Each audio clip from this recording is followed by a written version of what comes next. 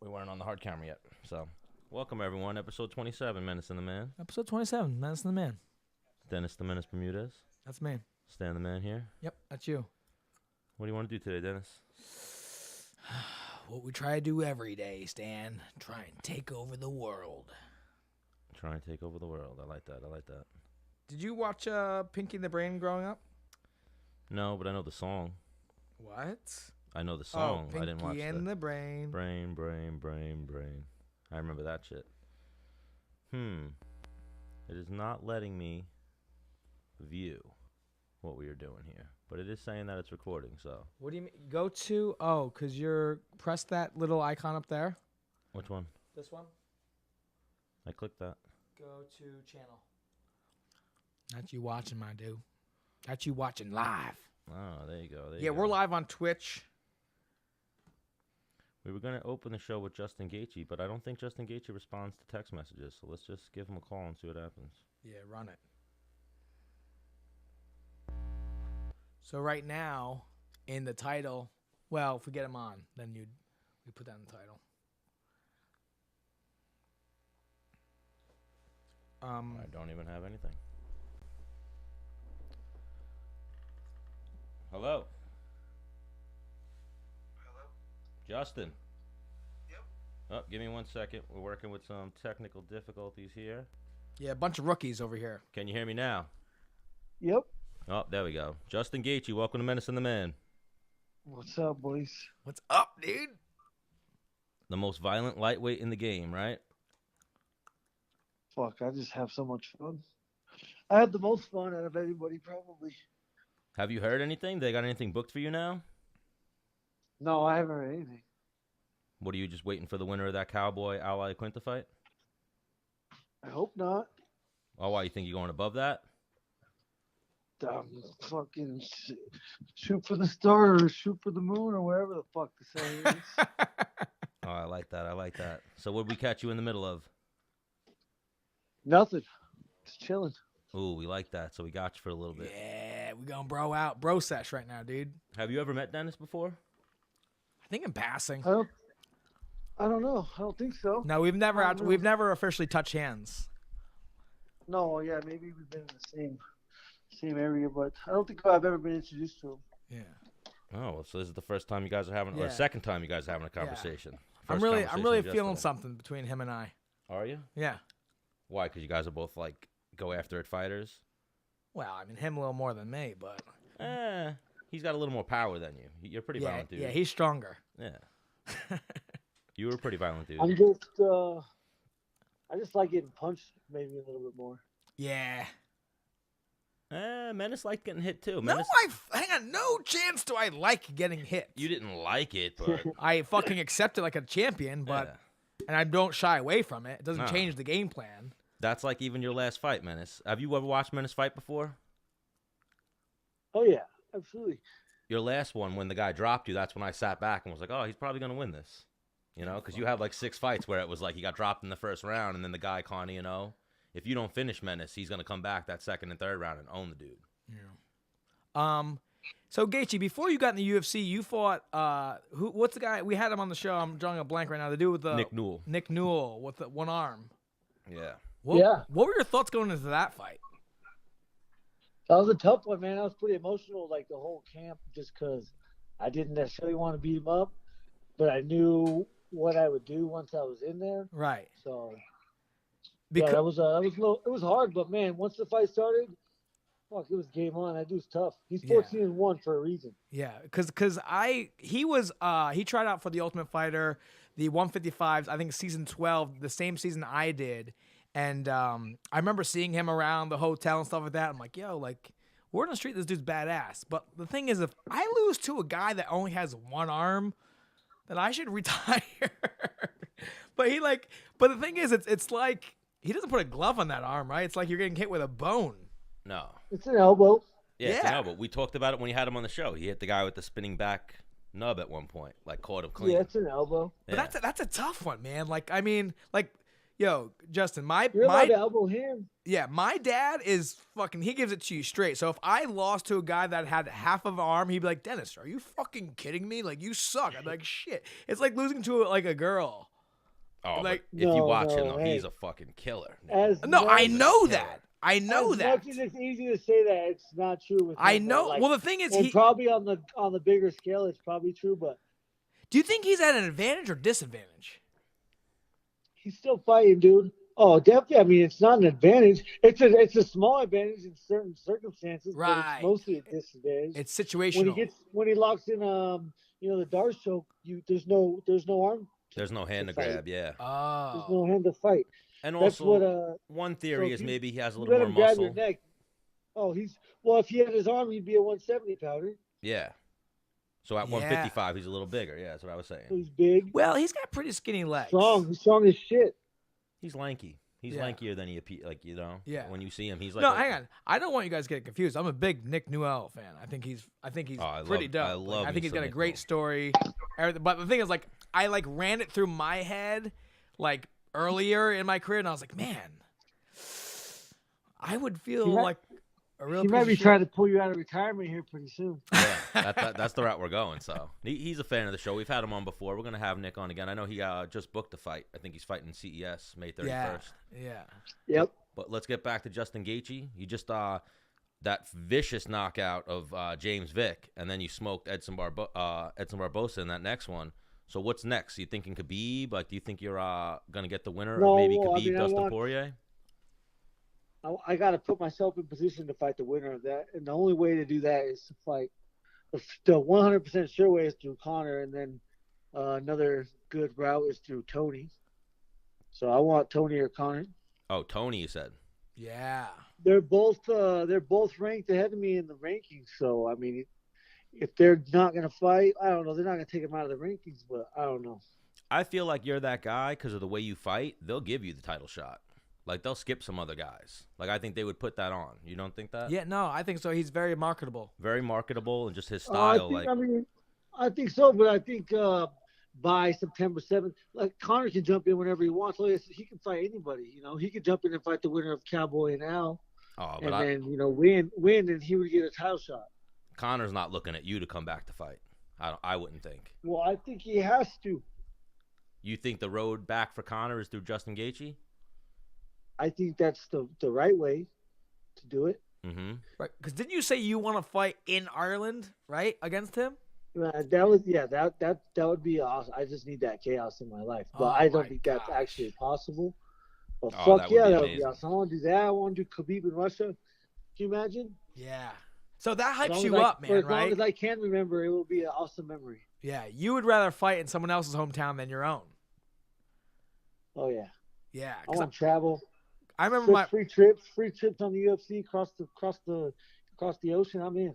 Do you parlay those into like a little like vacation? I've never fought overseas or in any other country. Oh yeah, all your fights been in the U.S. so far, right? Yeah. Because I know fighters that they're fighting in Australia. They'll buy their flights already paid for by the UFC. They just tell the UFC, hey, fly me back a week later than after the fight, and then they fly their lady out, and it's only one flight versus having to pay for 2 flights. They chill out. But the thing is, for me, I'm there to take care of business. I can't be like, you know what? After this fight, I'm gonna do this. Like, nah, man, I'm fucking zoomed in. Yeah. I think I would make it an option. I always stay. I usually stay as long as my family stays. They stay 1 or 2 days, so I always figure that. Nice. I mean, you figure that out like 6 weeks out. So just get it planned out, and then it's not even an issue once it gets there. So you say family. What are you working with? You got kids? You got a wife? No, I'm talking about my parents, my brothers, my sisters. I don't have a girl. I don't have. No kids. I got a dog. Oh, okay. So you're living that fighter lifestyle. I'm single. chilling. Yeah. I just broke up with my girl not too long ago. Hey, you got no time for women. Right, you got no time for women. Me too, dude. Good time. So what's Justin Gaethje doing in his single life? Is he slaying tail, or is he just being single, staying home playing video games? What are you doing in your spare time? Fuck. How deep's the roster? What's that? How deep's the roster? No. No roster. I got time for that. That shit, I mean, no, it takes too much energy, dude. As much as I would love to go out there and just go out every night. I Well, have a mission right now. right. Hopefully, my next fight's Tony or Conor. Okay. I'm doing a lot of running, Okay. trying not to get too fat, playing a lot of golf, snowboarding, and All training. right. Okay. Oh my God! I mean, him versus Conor is amazing, but him versus Tony is like, take my fucking money, right? That's I think a both of crazy them. fight. I think both of them. That's- Oh, of that's course, a- anyone versus Conor is the money fight, but like him versus Tony is like, that's like the epitome of a fighter right there. Both of those guys. Yeah. Justin, do you follow like a lot of other fighters and you're very attentive of the sport, or are you just like, man, I just do me. I just worry about myself? Yeah, I'm a fan of MMA. I don't follow them like on social media necessarily, Right, like right. their personal life, but I follow definitely the fighting. Right. When headlines pop up, you check it in. You look into it a little bit if it's Yeah. interesting. No, Got I it. watch all the fights. Yeah. Who's Justin Gaethje's favorite fighter? I gotta go with Max Holloway probably. Ooh, you know who has a win over Max Holloway? Yeah. I know a guy who has a win over Max Holloway. His name's Dennis Bermudez. Nice. Did you know that? No, I didn't. Yeah. Back Crazy fucking sport. Oh, crazy sport. It was one of those back and forth fights. Could have went either way, but then like, if it would have went 5 rounds that day, Max would have been in some serious trouble. Yeah. I fight up. Yeah. I fight uphill. Yeah. A lot like Justin Fucking Gaethje, I think, man, too. that's the way to do it. Yeah. The third round when the guy's feeling a little sorry for himself, you're like, I don't care. I'll die right now.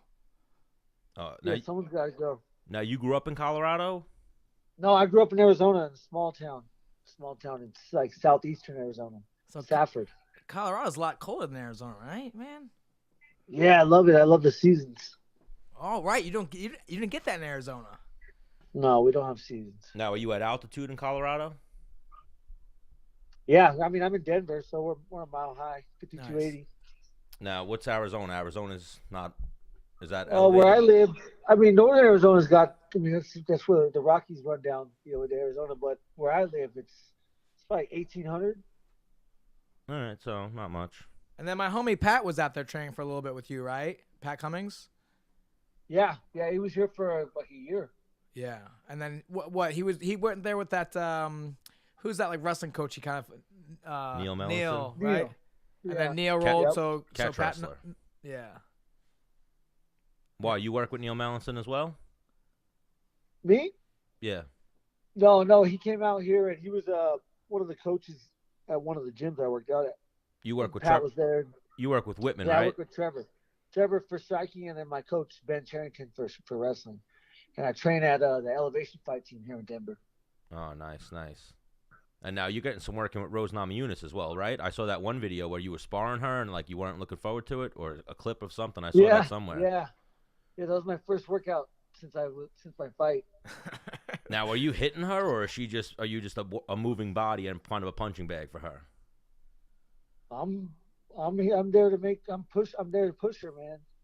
Oh, so you're hitting her with some shots. I'm there to push her. I'm there to try to not break her. I mean, Right. He's not I'm getting her ready for a fight in Brazil. Now, is she under throwing extreme full pressure. shots at you? Like, is she ever rocking you? Yeah. Is she hitting you hard? Yeah. You can only spar with Rose a certain amount of time until she's trying to fuck you up. Right. Oh, shit. She Like, seems like a feisty Maybe woman. like 3 or 4 minutes, and then she's in it. Like there ain't no stopping. So yeah, she's definitely. I mean, she's great. I have a great time. You ever I'm see a that? lot bigger. But as like people, athletes at our level, we have such a great ability to play with. Like I can spar with anybody and let them have fun. Like I'm not saying I do that with Rose, but I'm not going in there and cracking her. I'm trying not to. The last thing I'm trying to do is hurt her or knock her out. Right. But I'm trying to put punches in her face, just Right. like a real fight. You're trying to give her work, man. You're trying to give her good Yeah, look, I mean, good work. Jessica Andrade doesn't hit. Jessica Andrade doesn't hit necessarily like any female off the street. Yeah. So I gotta go in there and I gotta make it look like a real fight. You know, a lot of people say she's the female Lineker. Oh, yeah. What's her name? Andrade. Yeah. Yeah. But you saw that fight this weekend, right? No. Yeah. Andrade Sanhagen beat Yeah. him. He beat him with basically like the strategy Rose could use to beat Andrade. Just movement, in and out, just mixing up your strikes. point fighting. Yeah. What else is gonna happen? Except she doesn't hit like a point fighter. Oh yeah, Rose got some power for that 115-pound division. But Jessica's no joke. She's a little pit bull, man. She's got a big heart, so it's gonna be a tough fight. But Rose is ready. Oh yeah, she's training with Justin Gaethje, so I think she's training gonna with be Trevor Whitman. Yeah, Trevor Whitman, Justin Gaethje. And that's what I was gonna say. You ever see that one video where she punches Pat Barry in his sleep? Yeah. And rocks his whole shit, and he's like, when I saw that, I was like, damn. And the thing is, there was no remorse. No remorse. She was just like, yeah, like, fuck you. This is for the gram. Special kind of violence to do this. She's got it, man. Yeah. I love her I love her stone cold when she comes out. Oh my god, that's one of my favorites when she's at the fights and they'll show all the fighters smiling and then like zoom in on her and she's just like ice grilling the camera like stone cold. You ever see those? Oh, I love that. Yeah, man. She's it's just crazy. Her ability to overcome her own fears. It's cool to watch. Still be close to and understand what's going on and see her do it. So you started snowboarding since you've been in Colorado. That's what you do in your free time? I had to wait. I had to wait till I was done with wrestling. So I came here in 2007, 2008, and I started snowboarding in like 2013. Okay. Hang on. I've never been snowboarding ever once, and I live Me neither. 25 minutes from Hunter Mountain up here in New York. So when I tell people that, they're like, what? Yeah. Yeah, it's your excuse. Yeah. Now the thing is, I know myself. And I'm an extremist, so I know, put me on that snow, and let's say I'm with you, Justin, like, you get a little crazy, guess who's getting crazy right behind you? Oh, my God, you two nut jobs. Even though it's my first time. Yeah, I'm sure you two. The key to snowboarding is being great at falling, man. If you grappled your whole life, you'll be fine. Ah, okay. Wrestled his whole life, yeah. Because I've heard a lot of homies, like, yeah, I almost died. Ryan LaFleur, Ryan LaFleur, he fought 170. He hit a tree at like I don't know how fast, and like he said he almost died. He emergency airlifted. Yeah, and shit. he like bursted his spleen or some shit like that. Yeah, his knees hit his chest and he got fucked up. Jesus, some crazy. I've done my fair share of very, very stupid things on the mountain. Yeah, so I think that's why I don't snowboard, is because I know I'll fucking murder myself. You'll fuck yourself up. Yeah, like, hey, that camera rolling? Watch this. Stan, film this. Oh, dude, Justin, I know when Jackass came out, you got a camcorder with your homies, and you probably record some stupid shit. No? Oh yeah, that was perfect age. Perfect age. Oh 13, my gosh, dude, I had a homie in Pennsylvania play chicken with a train and like cut it very, very, very, very, very close. So you saw your friend almost die. We did, but like none of us budged. Like, whoa, like it was after we got the footage. Like, dude, you almost died. Yeah, that's stupid. Yeah, that's stupid. Yeah, now when you have more consequences and you have more like real world experience, you're like, man, that was a bad idea. Justin, can you give me a stunt you did that was fucking? You could lie to me. It doesn't have to be a real stunt. A what? Like a stunt you did growing up when Jackass came out. Oh fuck! Yeah, I don't even. Like ding dong ditch or what? What were you doing? No. We used to probably do jump off the houses onto like fucking tables and shit, stupid stuff. Like some WWE. Yeah, just stupid shit. Yeah, we would do like gainers off box trucks into snowbanks and shit. Oh my goodness, stupid. Yeah, kids. see, we didn't have no fuck. If we had snow, oh man. Oh, so yeah, you just had desert in Arizona, right? Yeah. Yeah, and then in the summertime, I remember one time we were like, all right, here's what we're going to do. We went up into my one buddy's attic, right? And we were going to shoot cars with a BB gun from the attic, right? And my buddy, so we're like getting everything set up, right? And my one buddy's like, all right, we're done. And we're like, what? What do you mean? He's like, we're done. We're like, what do you mean, dude? He's like, I took a shot and blew out some guy's window. and the guy came up to the house, was like knocking on the door dumb hard. And we're like, we're just hiding the attic. We were like, I don't know, 12. And the guy came up to the house. Oh, you idiot. I hit the unmute button. We're all good, though. Oh, man. You didn't get caught? Did we get caught? Yeah. Of course not. There we go. Yeah. Yeah, Menace has apparently, hypothetically, committed a lot of crimes that he got away with throughout his life. Yep. What about you, Justin? Most people do, man. It's a numbers game. You ever hypothetically break any laws growing up in Arizona? Fuck, dude, I'm from the country. Oh, so you broke a lot of laws. I mean, not the same kind of laws you guys are breaking in the cities, but Me and Menace aren't breaking laws over here. we had a lot of bonfires. Down out in the desert by the rivers. That was the most, probably the worst. Out there drinking as kids. Now, what happened? Oh, I know exactly what happened. Because I used to do this. Because I'm from upstate New York, right? You guys would build a humongous fire, and then, you won't jump across it. Right? No, but once the cops show up, that shit's funny to see everybody scram. Oh, yeah. What, everybody just fucking break out real quick? Yeah, you can't. In the city, you don't really do that. The cops come, and they let you slowly just walk out as they talk shit to you. No, not upstate. They like a little chase. They'll arrest one or two people. In the country, right? They like a little chase in the country, right, Justin? Oh, did we lose him? Dude, what are you doing, Stan? No, it's not me. It's the phone. Yep, we got you now. I don't know. Stan's touching things over here. Someone had their finger on the microphone. Yeah. No. Yeah, I did. Stan. I apologize, Justin. You can kick me in the leg next time you see me. Oh, I'd love that. Ooh, now I just thought about that.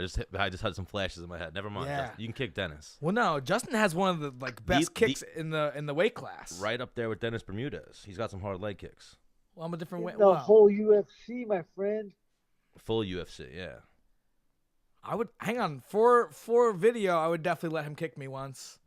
I just outkicked Barboza. Who's a better kicker than Barboza? Yeah, he's pretty good. Well, the thing is, he got the thing is, those Brazilians, right? They bring the kick up really high and down, like him and Aldo, like a soccer kick, and it looks very, very big, right? And they stop people with it. But your kick isn't your kick's way more hidden, and you stop people with that. So in people's heads, that bigger looking kick is the more effective one, which isn't true.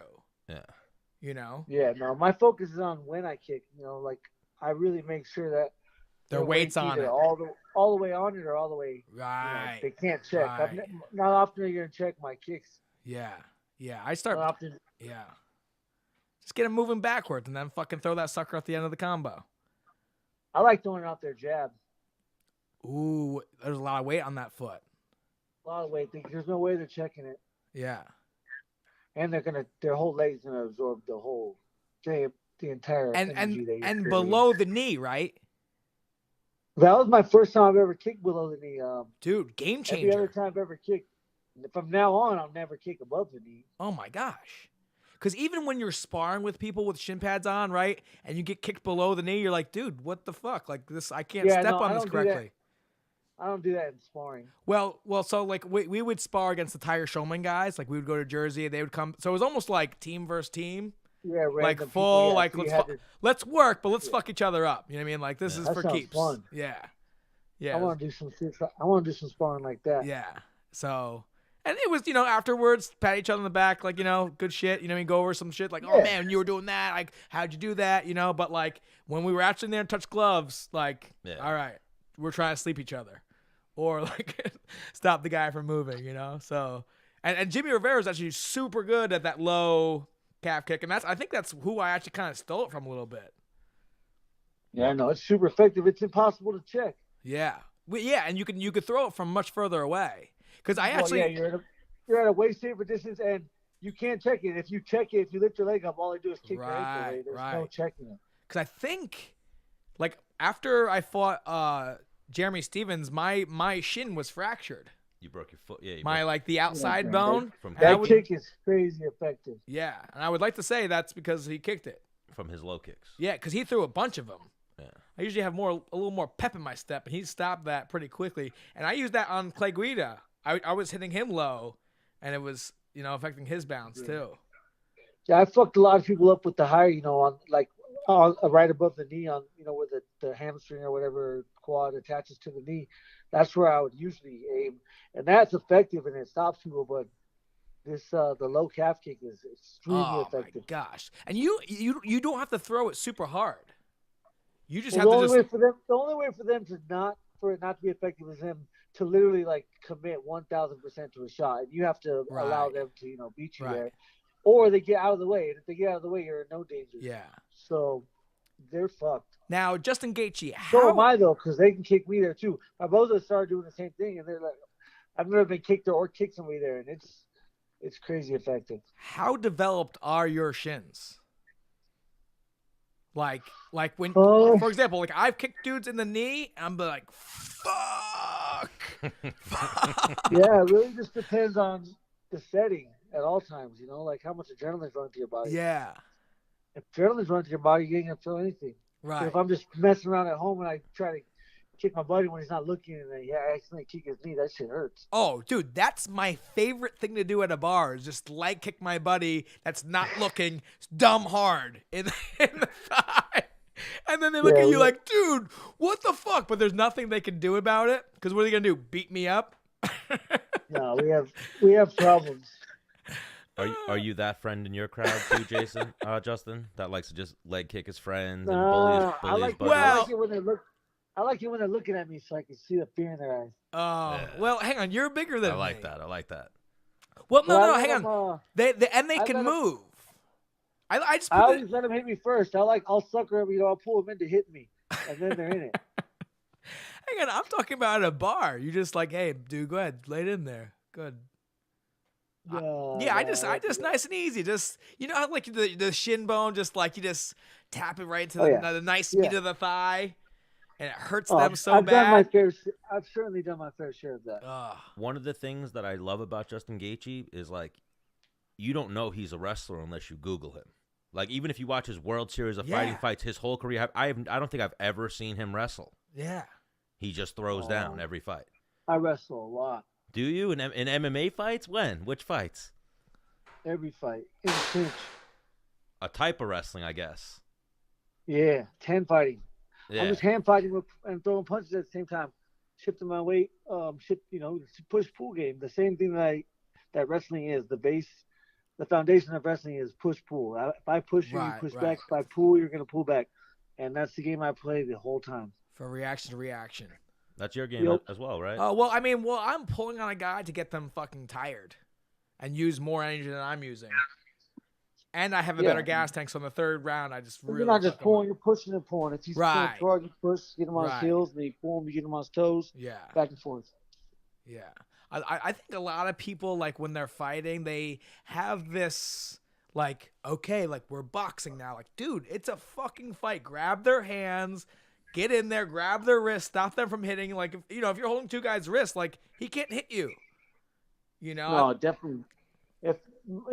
That's what, like, wrestlers have. Like, as soon as a wrestler is able to blend fighting and wrestling together, then they become just like when I, how I rocked Barboza. I went down, I grabbed his leg, and then came up with a big punch. Right. Second time I went down, he reacted to that, and I was able to, clip him with an uppercut. And, well, for one, the only reason that was able to happen is because I went to a collar tie, and my collar tie controlled him and didn't, puts all the weight, you force all the weight down, so they have it throws everything off. They have to reset everything to be able to throw knees, punches, elbows, kicks, anything. They have to reset. And in that moment, I was able to, land some good strikes. But so that was all wrestling. Now I'm going back in time. I remember my buddy Gregor Gillespie just started fighting. We came up with the idea, what if you shot a high crotch, right, into a fireman and stood up with the guy and then just started spinning around like a helicopter? Dude, you know how viral that'd be? You become so famous. If you like Big Brother a guy, just start spinning around as fast as you could. Oh my gosh. Yeah. We got to get Nick Piccinini to do that. We ain't fighting no fish anymore. Yeah, I know. Ugh. I mean, ironically, Robbie Lawler kind of did it to Ben Askren. A little bit. Almost. Hang on. He had the ability, if he wanted to do that. He the caught helicopter. him so off guard. Yeah, he could have helicoptered him real quick and spiked him. Yeah, his decision was much better. Oh, yeah. Yeah. Ben would have figured it out. Put his head through the fucking mat. Yeah, he would have ended up scrambling out of there. Oh, yeah. Put his head through the fucking mat. All right, so what's the word next for you, Justin? What's their timeline? Do you have a date in mind that you want to get your next fight in? Oh, I'm just hanging out, dude. I mean, I would like to fight in the summer. You think in the summer, like International Fight Week, or after that? Well, probably a little bit after that. It's a little too that. I need 12 weeks to train for every fight, 10 to 12 weeks. So. All right. Are you going to be watching this Cerrone versus Iaquinta fight this weekend? Yeah, I'm gonna watch it. I watch all the fights. Who are you leaning towards in that one? I don't know, man. I don't know. You just like watching them? You don't really like picking? I mean, I think. Let's see. Well, I mean, obviously it depends on how it goes down. If Al can get in there and close the distance, it's gonna be a long night and starts wrestling with Cerrone. It's gonna be a long night for Cerrone. But Cerrone can keep Al away and at bay. You know, he can set some things up. I'm not able to make like a legitimate pick because I don't like Al so much. You don't like Al so much? So, yeah, I don't like that guy. So. Yeah, you guys have had a little bit of back and forth. I've heard. I hope he gets kicked in the face. There's a couple teeth or something. No, I'm gonna have to root for Al in that one, a fellow Long Islander, but I think that fight's gonna be a barn burner. Cerrone definitely could land that check kick that he's hit a few people with. Yeah, but I mean, if you're really his friend, you want him to lose, so he doesn't have to fight me. Oh no! Fuck that dude up, dude. I'm telling you, I'm gonna fucking take it from him. Bro, that would be a barn burner too. You versus all these guys. So pretty much in front of you right now, you got Iaquinta, McGregor, Ferguson, and Poirier. We've all are ridiculous fights. We've seen you in Poirier. That 5 rounds, another rematch of that would be ridiculous. Yeah, one of those. I mean, I guess you have to throw Cerrone in there if he beats Al, but that's not the fight. Like, I mean, unless that gets me a title shot, then yeah, I mean, I'm absolutely in, but that's not the case. So we'll see what happens. So you're thinking one more fight, then title shot. Bang, done. It all depends how you win in this sport. If I get another finish, you're damn in the first round. Yeah, I agree. Oh yeah, even in the fights that you didn't win, those fights were the fight of the year and like the fucking fight of definitely they were both fight of the year. Oh, they were both fight of the year. Yeah, I was gonna say fight. Well, I was gonna call one of them fight of the year. I was gonna say the other one was like fight of the decade. Yeah, no, you versus Eddie Alvarez, ridiculous. In my first 3 fights, I had 3 out of the top fights. In those 2 years, there was like I think I did like the math. It was like 930 fights, and I had 3 out of the top 5. Yeah, it's dope. Yeah. And now, what do you think? Did you have any octagon jitters at all that you feel like you righted now? Because the last 2 fights, you're just fucking these dudes up. No, I'm good, dude. I didn't have any octagon jitters. I didn't even think about being on 2 fights skid, whatever. I mean, like I said, both of those were fight of the years. If they were going to cut me, I can go get paid more somewhere else, and they're paying me. So I'm not. I mean, whatever. I fight for money. Oh my God, they'll never cut you now. It would take you 4 or 5 losses in a row, and that's not going to happen, I don't think. But they're never getting rid of you. You're Mr. Action. You're the human highlight reel. Well, every fight you've had, you've gotten a bonus now. Yeah. Hindsight's 20/20. It's easy to say after my last 2 fights, but before those, you never know. How annoying it when you're getting a fight and people are like, "Hey man, go get that bonus." You're like, "Dude, fuck off. I'm just gonna fuck this guy up. I don't give a fuck." No one's ever said that to me. Really? I got 5 bonuses in my career, and I got them like the majority of them like early in my career. So every fight, they're like, you try and get that bonus. Like, no, man, I'm trying to choke this guy unconscious. And if it looks cool and people like it, I'll take the bonus. But like, that's not the goal, is to go out there and fucking get punched in the face. Yeah. I'm trying to get in and out of there quick. Yeah. You try to beg me to wrestle and not die. All right, well, Justin Gaethje. That's all they're concerned about. We want to thank you for joining us here on Menace and the Man. We're both big Yep. fans. And let's get you back on once you book this next fight. Yep. Yeah, let's get it figured out. And next time we get you on, I want to hear about like a street fight you've been in growing up. Dude, I'm telling you, when I got in the octagon, my first fight was in a boxing ring. I had never been punched.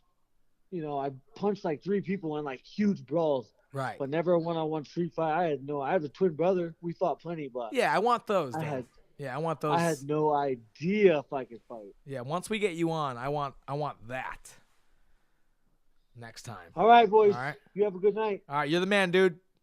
Later, boys. Thanks. Take it easy. Justin Gaethje, good guy. Oh, he's a fucking beast. He was going a little hard at Iaquinta there, though. He was. But, I mean... That's what we like. That's what he we like. He speaks his mind. Well, that's like what I said. We don't want to be the predicators of beef between people. But if someone wants to come on our show and talk shit about someone, we're all for it. Right. We like that shit. The thing is, hang on, you want to know? I don't know if this makes me a bad friend or not, but like 2 of my best friends are like, yeah, fuck you. I'm like, all right, guys, Settle hang this. on. No. I'm not breaking it up. Like, let them figure it out. I'm not getting in between it like, oh, like I love when people try to use me as a middleman, like when they're like verbally fighting. I'm like, dude, stop being a pussy and fucking say it to their face. Don't get me in the middle of it, Why, have you ever broken up a fight between your friends? What, like a verbal, like A fist fight. I mean, Verbal this- fights. I'm like the friend. Yeah, let him fight. You guys should punch him. Settle this. He's a dickhead. Hey, so and so said you're a dickhead. Settle this. I've always been that friend. Like, I think you two should definitely fight this out. I didn't have brothers, so you probably had you had brothers, so you've seen some fights, I'm sure. Hang on. There was no hey Jay, Dean said this about you. It was like, what? What'd you say? Like fucking choke slam. So who dropped you said you're cool, Menace, but Justin's the GOAT. He is. Yeah, he is pretty badass. But Justin ain't got his own show with the man. Crazy too, right there. We could have went on Justin's bad side. We could have started beef with him and be like, you know what? You don't talk shit about anyone from New York, Justin Gaethje. Keep your mouth shut when you talk about Iaquinta. No, that ain't. Hang Nah. on. Justin Gaethje seems like the type who will make it a point. Like, I'm gonna find this Stan the Man motherfucker at the next show. Like, Yeah. I'll go to the PFL. I'll find this motherfucker. I saw him post. He's gonna be at the PFL. No, we have to be the. We can't be sided with anybody. No, we gotta walk. We gotta be neutral. We gotta almost play the fence, but keep it real. Yeah. Now, if you talk about my freaking mom, Who, your mom? that's Leonard her Skinner? business. That's her business. She'll handle her. She'll handle that shit herself. Leonard Skinner, man, you don't. All right. Well, freaking. Ben said he had 15 minutes for us, so let's just call him, see what happens. With our luck, he will not answer. Dude, And what though? You cannot put that energy out to the universe. And then, Stan. no, I'm saying then we'll call up Bo Nickal or someone, and we'll have to be like, yo, we got to go, Ben Askren. And then it'll turn into a whole big thing. Or we do a merge call. Ooh. Well, they had a little beef. Or not beef. It was probably friendly beef, but Bo Nickal, I think Bo Nickal challenged Ben Askren for Beat the Streets or something, or challenged him to a match. And Ben Askren was like, I'll buy you a plane ticket, or you could fly here and we could wrestle in my gym. And then shortly after that, Ben Askren got But hear me Jordan out. That's Burroughs. one of my favorite things to do. Like, I'll be like talking to my younger brother on the phone, and then like my dad will call, and I'll be like, "Hey, Dad, hang on, I got another call come in. Like, give me a second." And I'll get on Jay, and then I'll merge the call, and then they'll start talking to me, and my dad be like, "Jay, what? Jay? Are you on Long Island?" Like, "Yeah, Dad." And we'll like fuck with him. What if we did that with Bo Nickals and Askren? Like, hey. if we did what? Like if one of them called over the other, like, "Hey, Ben, give us 1 second. Get Bo." Like, "Oh, hey, what's up, guys?" Oh, no. We won't And do be that like- to him. All right. Ben's ready for us, so let's go to Ben real quick. Shoot the shit with Ben Askren. Ben Askren up next on Medicine the Man. Episode 27. Trying to come with that heat. Menace Cam. Hey, what's up, guys? What's up, Ben? How you guys doing? Ben Askren, welcome back to Menace and the Man. Absolutely. Thanks for having me. Oh, Dude. thank you for joining us. We're happy to have you back. Shit's about to get funky here. Stan the Man, Dennis the Menace Bermudez, and now the voice you guys are listening to is Ben Askren. Dude, Stan loves you, dude. Oh, I love Ben Askren. I would grow a curly afro if I could. Yeah. I really would. Because the thing is, like, he tries to get you on every episode. I'm like, dude, the guy's busy. Like, let him fucking. He came on the show like a month ago. Like, give him a fucking second to breathe. Ben, not every episode. Not every Well, episode. I came on this show. You guys better at least come see me at Beat the Streets next week. I'm Oh. coming, dude. We're coming just for Ben You Askren. coming, Dennis? Fuck yeah. Jesse Jantzen hit me up. Was like, hey, man. I'm like, I'm in, Jesse. Nice. Awesome. Love me some Jesse Jantzen. And then I was like, Dennis. Are you old enough to remember how good Jesse Jantzen was at wrestling? Yeah, hang on, bro. I was in high school and I would be like looking up his fucking like MySpace page, like looking for updates on shit. Like social media wasn't the same then. So you used to stalk Jesse Yeah. Jantzen? I did. All right. Yeah, Jesse, I believe, was the first ever New York State 5-time state champion, if I remember correctly. Yeah, I think you're right. Yeah, I Did think he so. invent the crab ride? I don't know that he invented it, but he was like, he's the like best at it. he's the name behind it. Yeah. Yeah, because I remember because he was like a fucking stud. I used to try and crab ride everybody because I'm like, Jesse does it. And then I tried doing that shit in college. And fucking people just like, what the fuck are you doing with that weak shit? Get out of here with that, Menace. Yeah. Yeah. But Ben Askren, you're returning to wrestling. When was your last freestyle or whatever international wrestling match? Well, I wrestled a couple times in some pro league in 12 and 13, but the last time I wrestled a straight up freestyle match was 2010. So it's been a minute.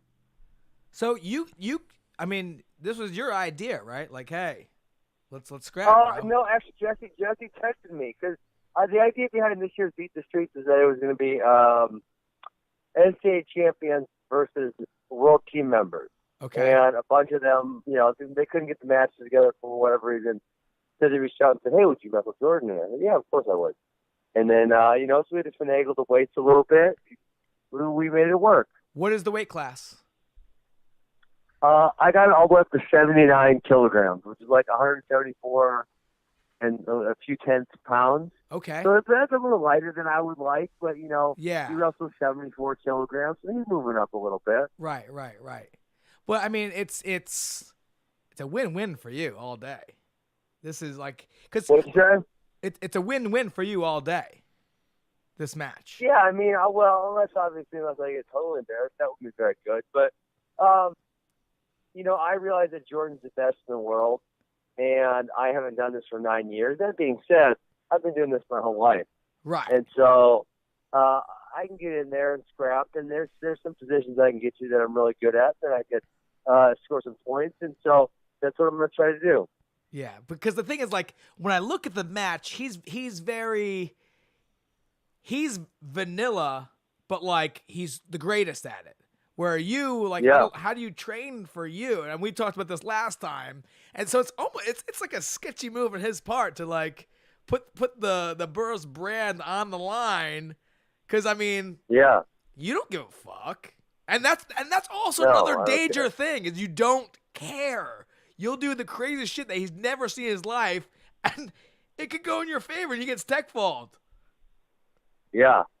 Oh, my God. For sure. So, I mean, it's exciting. It's fun. The other thing that played into it is Beat the Streets is an awesome charity. They've done a whole bunch of great things for New York City and for wrestling. Yep. And I wrestled in the first ever Beat the Streets all the way back in 2010. Yep. That was probably like second or third to last freestyle match I wrestled in my life. Was Bunch on that card? Was Sean Bunch at that Beat the Street? Sounds about right. 'Cause I think I was there. It was the one that was on the boat. Oh no, I missed that one. But I think he was the year before or after. Have you and Burroughs ever worked out together before? Yeah, actually, when I retired, so I retired in November of 2017. I decided I wanted to work out Jordan Burroughs because I never had. I love wrestling. I want to see what it felt like, and so in January 2018, I flew out there and stayed with him for 3 days and trained for a little bit. Now, if I was a fly on the wall when you guys were wrestling, what did I see? What was I watching? Who was getting the better of he got the better of me. There's no doubt about that. But I had some good things and held my own, didn't embarrass myself. And really, I wasn't there to try to win or lose. I was there to roll with one of the best guys who's ever done it and feel out the positions and see what he had to offer. Yeah. Now, I love your theories on things. You're one of those guys that whatever you say just makes total sense to me. Chael is another one of those guys for me that whatever he says makes a ton of sense to me. What are your thoughts on the Chael Burroughs like kind of money discussion? Because I get both. Yeah, I get both sides of it. I can see both sides of it for sure. I think where Jordan hamstrung himself in the argument is that the day previous to him posting that, he said something to the effect of, I just want to try it out to see what it's like. Right. It's not about the money or the fame or anything like that. Right. So if you're going to go and say that, then the next day you can't say, well, I'm worth way more than that. Right. It's like, you're going to pick one or you're going to pick the other, but you can't pick both. Right. Doesn't make any sense. So I thought that, but then Yeah, I got Chael got a little aggressive. I didn't know that all that was necessary. So I would say he took it a little far. So I'd say neither one of them came out looking too great on that one. See, that's what I like right there. He just like both. It was kind of like a lose-lose a little bit. Both of them kind of, said some things that was off. I didn't like it. Yeah. Kind of like both. I like both those guys, but I didn't really. I wasn't digging that exchange. Yeah, we gotta get Burroughs on the show. And Chael. We're working on both. Yeah. Well, I was at my buddy Dan Valmont's wedding, and he was there, and I'm a fan, but like there was like this fucking pride I had that I couldn't like. Hey Jordan, like, can I get a picture with you, dude? I was like, nah, fuck that. Dog, put the pride away. I know, dude. I know. That's all my favorite. I mean, I love college wrestling, so it's like, yeah. I had Anthony Eschall there for a camp the other day, and it was great to be able to sit and chat with him, and obviously tell him I'm a huge fan of his work, and I think he does a great job. And I got to work out with Zahid Valencia last Saturday. Again, tell him, man, he's awesome. Fun watching him. He does a great job. So yeah, it's always I don't know. I don't see an issue with giving these younger guys a little bit of respect. Well, the thing was he was Valmont's a big wrestler, so there was a ton of wrestlers there, coaches, the whole nine, and everybody was like smoking him, so I almost like felt bad for him too. At the same token, like, man, the guy just wants to kind of hang out with his wife, so like that was like another angle too, so you get it. Sometimes you're eating, you're sitting with your family, like, man, can I just chill? Do we have to do a photo right now? You know what I mean? So, like, that was another angle I was... True. I wanted, like, bump elbows with him. Like, oh, hey, what's up, man? Nice to meet you. But, like, I didn't try too hard, So now, Ben, I've heard Masvidal say in some interviews that he may be getting a title shot if he's able to beat you in July. Have you heard the same things from the UFC? I explained this last week on Twitter. It's really simple. This guy's so stupid, he doesn't understand it. They said Masvidal. I said, all right, good. No freaking problem. They said to Masvidal, hey, how about Askren? He's he's pretty tough, blah, blah, blah. And they need the guy to say yes. It was a fight to make. And they can't get him to say yes. So how did they get the dumbass to say yes? They say, hey, here's a title shot if you do this. It'd be also like me saying, hey, Dennis, if you can run 1,000 miles tomorrow, I'll give you $1 million. Well, Dennis can't run 1,000 miles in a day. Tough shit. Doesn't matter what I guarantee him. Right. I'm going to try, though. He might. I'm crazy. I'm crazy. Impossible. I would try. Yeah, I know. No, right. It's impossible. Nah, you're right. So nothing from the UFC about a title shot for you when you beat Masvidal. Listen, I know if I keep winning that it's going to come soon enough. Right. I got a lot of popularity. There's a lot of exciting matchups. I got some heat with Marty. I got some heat with Colby. I think I'll find my way there soon enough. Well, another thing I'm seeing too went from like he'll never fight in the UFC to he's at every event doing Q&As, the whole nine. I love like, dude. They're like, dude, this guy's gold. Running the ship pretty much. Yeah. And I don't bust their balls on who I'm going to fight. Yeah. I think they're realizing that they made a stupid mistake many years ago. And, everything's coming full circle. Do you remember what it was like when you were retired? Yeah, it was great. I'm going to be retired again at some point.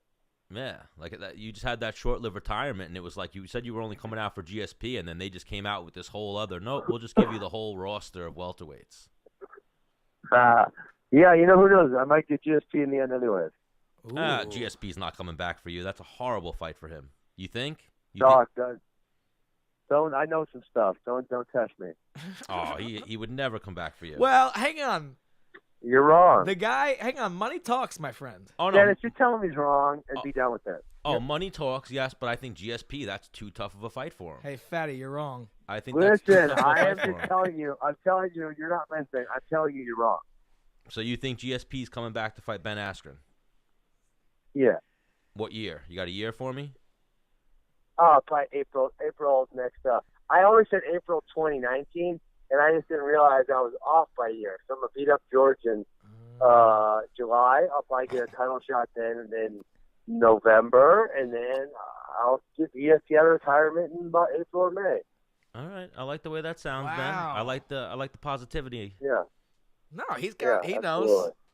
because that's the money. Now, if, if Ben has the title, GSP will, his eyes will light up. Yeah, absolutely. I am not impressed with your performance. So now, who would you rather fight? Who would you rather fight between Usman and Covington? I don't really particularly like either one of them, and they're very similar to me. I mean, I think Marty's just a little bit better at everything than Colby, so I'm going to predict he wins. But I could see it going either way, and I don't really care which one of them it is. Now, what about Usman? Did you and him ever work out together before? He was at the OTC at the same time, right? I don't ever remember working out with him. We were at the Olympic Training Center at the same time a few different times, which is why it's so funny when you try to get in my face and say you don't know me. It's like, no, I do know you. I know you plenty well. You're an idiot. We've had lunch at the cafeteria. But I don't recall working out. I can't pull it down for sure. All right.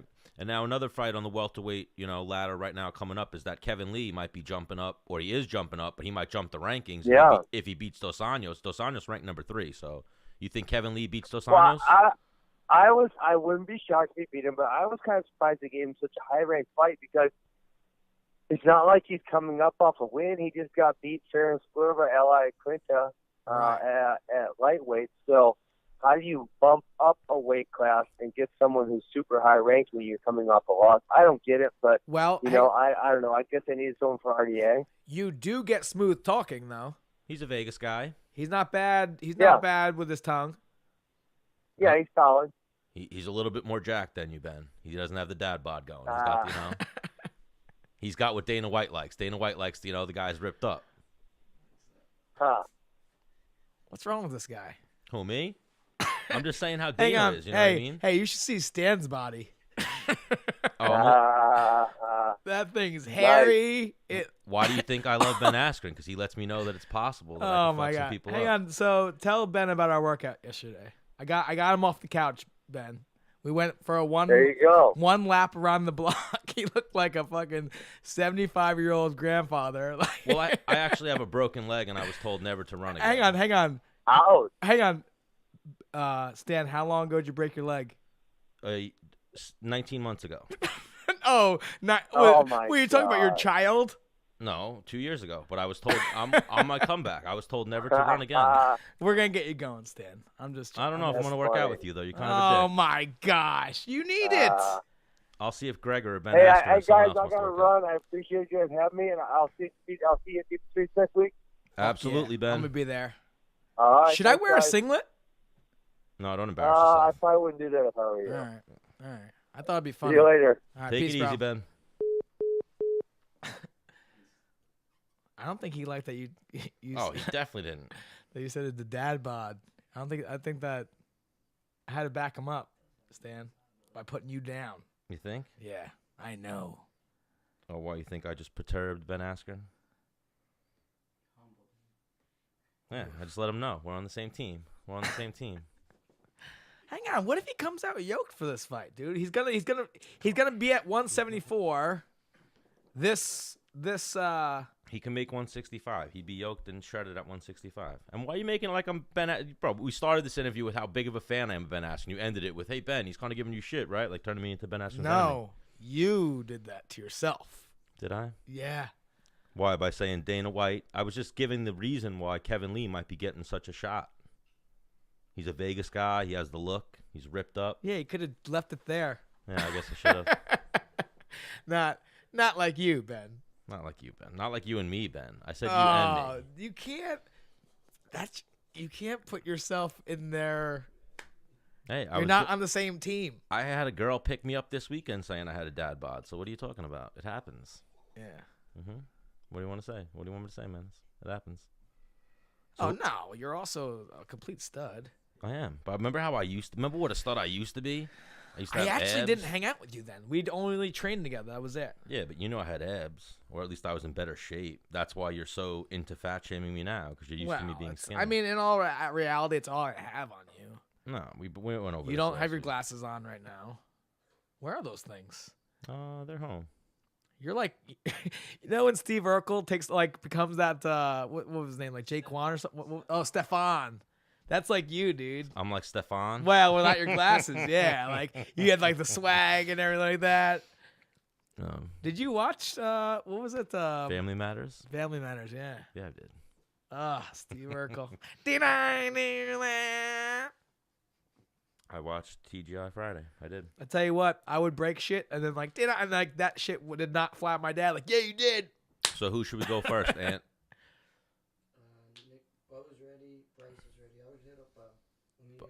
Let me shoot him a text real quick. Bo, re, mi, fa, sol, la, ti, bo. You tell me when he's I know. good, and I will shoot him. He just read it.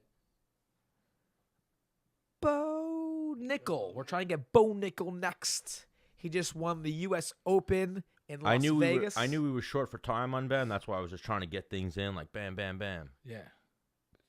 But I wanted to even go into his shit with Bo Nickal as well. Yeah. What You do should just merge the calls, dude. Good to go? Should just merge the calls. Hodge Trophy winner, baby. All right, let's try Yeah. Bo Nickal. Do wrestlers get Hodge Trophy? Yeah, he's the Bo Nickal is the. I know, but do wrestlers? Never mind. That was dumb. Heisman of wrestling. Right. Yeah, that was. Oh, I FaceTimed him. Call him. Ah, you stupid idiot, Stan. You're the idiot, Dennis. Oh, am I? Yeah, look at that idiot. Look at that idiot. No, this one. There you go. Is that stupid? I'll tell you what. I worked out twice this week. I'm fucking feeling jacked. Oh yeah. Yeah. Hello. Bo Nickal, Yo, what's going on? how are you? Welcome to Menace and the Man. Hey, good to be here. Thank you. I appreciate it. I'm doing well. Stan the Man, Dennis the Menace Bermudez, and now we're joined by the 2019 Hodge Trophy winner, Bo Nickal. Bo, I up? don't get it. I don't get it. What don't you get? I watch him do things. I'm like, that doesn't make sense. It doesn't. Well, you know Bo Nickal, you're a fan? Yeah. I wrestled, dude. All right. So what are you a fan of? What are you watching him do? That's I so don't know. unbelievable. Winning. Well, no, hang on, dude. I watched you this whole weekend at the U.S. Open, and I'm like, dude, this guy spent minimal time on the mat. Like, I don't. How was the transition for you for collegiate to freestyle? Well, I've wrestled a lot of freestyle growing up and stuff, Like Okay. I did the whole circuit, from probably the time I was, 10 years old. So Fargo and really all that. yeah, all that stuff. So I mean, really the only time that I haven't been like consistently wrestling freestyle has been once I got to college. So I just like it's like riding a bike, you kind of start to remember some stuff, and I'm excited to get to train freestyle full time now because it's a fun, exciting style. You get to slam people, you get to it's a little more Yeah. You could be it's mean, a little and different, you get right? Yeah, you get rewarded for it. right. Yeah, man. Yeah, you I don't have to necessarily be so methodical with your approach and stuff. So I'm excited about it. Yeah. So right now, man, I kind of want my kids to be like you. So I'm gonna try and get in your head and figure these things All out. right. All right. Do you have any Let's do it. brothers or sisters? Yeah, I have 3 younger sisters. Wow. So now I don't even know how to. You don't know where you're going with that. Yeah. No, but both your parents are like stud athletes. I think ESPN pointed that out. Yeah, both my parents played college sports, so I got some good genetics. I'm pretty lucky. Right. And then you're the oldest, right? Yep. Yeah, I'm the oldest. But your father did he wrestle in college?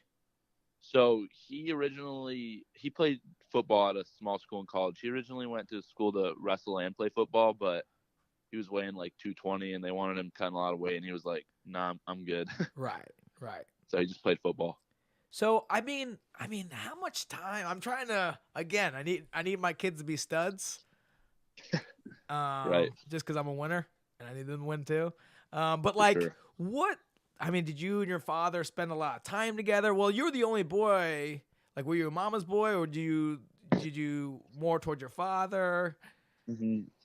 Yeah. So my dad's a wrestling coach, so he's been a high school wrestling coach since I was born, and I just would ever since I can remember, I was always, with the team at practices, with the team traveling to tournaments, and he's still, even despite he was coaching, he made time to take me to all my tournaments and coach me growing up. And I don't know how he did it, honestly, but yeah, I was with my dad a lot, and just around good wrestling.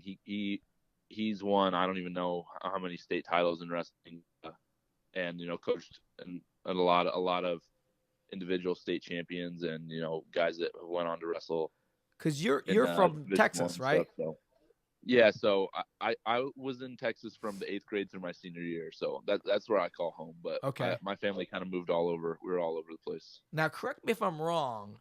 Of all 50 states, Texas isn't known to be like in the top 5 best wrestling state, right?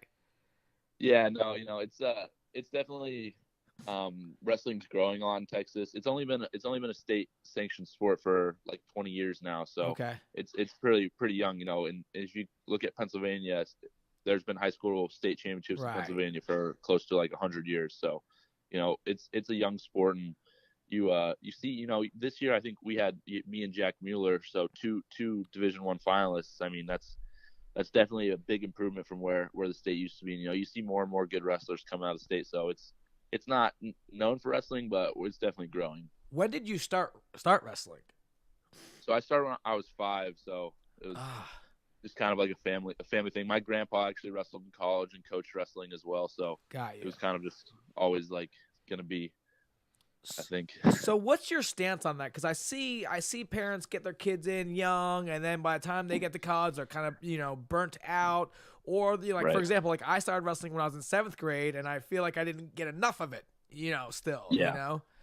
Right. What are your thoughts on that? Let's say you have a kid. What do does he start at 4, or you kind of wait till he says, "Hey, Dad, I want to wrestle," or you kind of like, "Hey, like wrestling's over here. If you want to try, just give it a shot. Let me know what you think." Yeah, I think that it's important to allow your kids to choose what they want to do. For me, I was always drawn to sports. I played tons of sports growing up, and wrestling was one that I started earliest, but I also always focused most time on wrestling. But I played soccer, I did football and baseball and track, and I was doing a lot of sports growing up. And I think that it's important to I think that when you see kids getting burnt out, it's when they've been, because they only wrestled since they were 4. Yeah, got you. Right. Like for me, I didn't focus on just wrestling until I was a junior in high school. Same. So same. Me and you the same, dude. Yeah. Me and you like the same person. Love it. Except for I don't have a national title.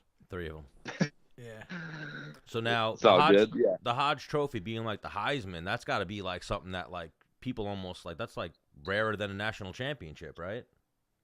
Do they give that? Yeah, they go. They usually go hand in hand. Do they give the Hodge Trophy to every weight class? To just one guy, right? Yeah. So. Yeah, there's just one. So. Yeah, that's quite the accomplishment. It's like the MVP of the tournament. Thank you. Appreciate it. Well, is it a tournament or the year? I mean, it's for the year. Yeah, the year. Yeah, so that's a pretty big deal. Yeah, it was cool. I was that's something that I was definitely had a lot of. I had that in the back of my mind the whole year, so it was definitely something that's pretty cool to accomplish. All right, back to your parents, dude. Like, yeah. Did they ever get mad at you for like? Were they like? Let's say you lost a match. Were they? How did you losing or failing growing up? How did they? Were they optimistic towards you? Were they disappointed? Right. What was the? Because I think that's huge. How people react. Did they not say anything at all? Mm-hmm. Yeah. So I think my parents did honestly a really good job of like balancing pushing me, but at the same time like not wanting it more than me. So like my parents basically were gonna do everything that they could to help me achieve my goals, like no matter what they were. I think that at the end of the day, like like my dad, he was in there pushing me, but I don't think that he ever wanted it more than me.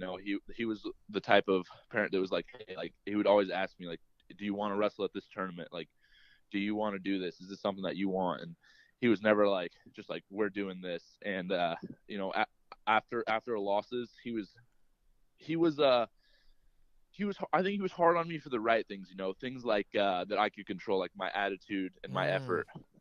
I think that when parents get into some trouble is when they're hounding their kids for stuff that it's not in their kids' control, right? Like if you're gonna have a bad attitude and not give 100%, then I think that's something that you got to ask that of yourself, no matter what you're doing. I think my parents did that for me, but at the same time, they would never be on me for stuff that was outside of my control. If I wrestled my best and I lost, my dad never was screaming at me or yelling at me or anything. I think he did a really good job of that. Yeah, because I could tell you straight up that I'm taking credibility for, I think, ruining my younger brother's wrestling career.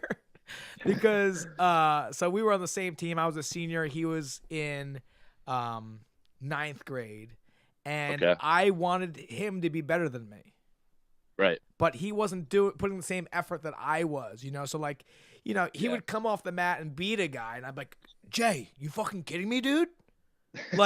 You only beat that guy by 8 points? You should have fucking pinned that guy. Are you fucking kidding me? And he'd be like, right. I'm sorry, and I don't, I was just over the top aggressive, and I was too negative. You feel like you were him. too hard on him. Yeah. But I just some people respond to that coaching. Yes. So. Mm-hmm. And yeah, that's the right thing. You weren't doing it to be a dick. You were doing it out of love, right? Yeah. You wanted him to be better, right? Which sounds kind of crazy, right? I wanted my younger brother to be better than me. No, not at all. Wow. No. At Thanksgiving though, I hold it down. Hey, Jay, remember when you fucking sucked and I didn't? Right, when we're older, right? That's fun, right? But for sure. Tell me about Cael Sanderson, or when did you know? At what age were you like, dude, this is what I want to do? Yeah. So I played. I took football pretty seriously too. So I played football up until I was a junior, and I think it really wasn't until maybe after my sophomore year that I was like, you know what, at the end of the day, I love wrestling, and that's what I want to do. I want to win Olympic gold medal, and I want to win national titles and stuff. And at the point when I was ready to, that was when I was ready to give up with football, that I was like, yeah, I want to just completely focus on this and, spend as much time as I possibly can and get as good as I possibly can. So, I knew looking at, so in high school, you're like, I'm going to be an Olympic champion. I'm going to start putting all my effort and doing everything to make those dreams come true. Yeah, well, it was kind of something I always watched a lot of wrestling, and so I wanted to be Olympic gold medalist. When I was really young, I can remember watching matches from the Olympics when I was 8 years old, and in 2004, watching the Beijing or the what would that have been? It would have been, I think, Athens or something like that. Yeah. Olympics, and I was like, yeah, I want to do that, but I didn't really fully commit to it until I stopped playing football, and at that point I was like all in, and I got a lot better just being able to focus more time on it and just getting more serious with it. Yeah, so for me, I remember going into my senior year, and I was like, you know what? I don't think I'm gonna play football because I don't want to potentially get hurt. I'm gonna play soccer, and then the football coach was like, no, you're not. He paid me. He paid me. And I gave him all the soccer gear I bought. He paid me for it, so I'd play football. Yeah, that's amazing. But I was so like Bo saying, that's what I wanted. But also he probably maybe saw some talent in you. Knew he needed you on the football field. Well, I was an athlete. Yeah. Bo, this is my favorite thing to tell people. My thing playing football was hit the biggest guy not looking at me. And just lay him out, and hopefully he didn't get up and fucking choke slam me, But you can't touch what you can't catch, right? Fuck True you, that. Bitch. True. Sorry, I got a little crazy there. You're good. So when you were getting ready to get into college, Penn State was already a powerhouse. Yeah. So I think one of the first reasons that I was like, man, I would love to go to Penn State was I was at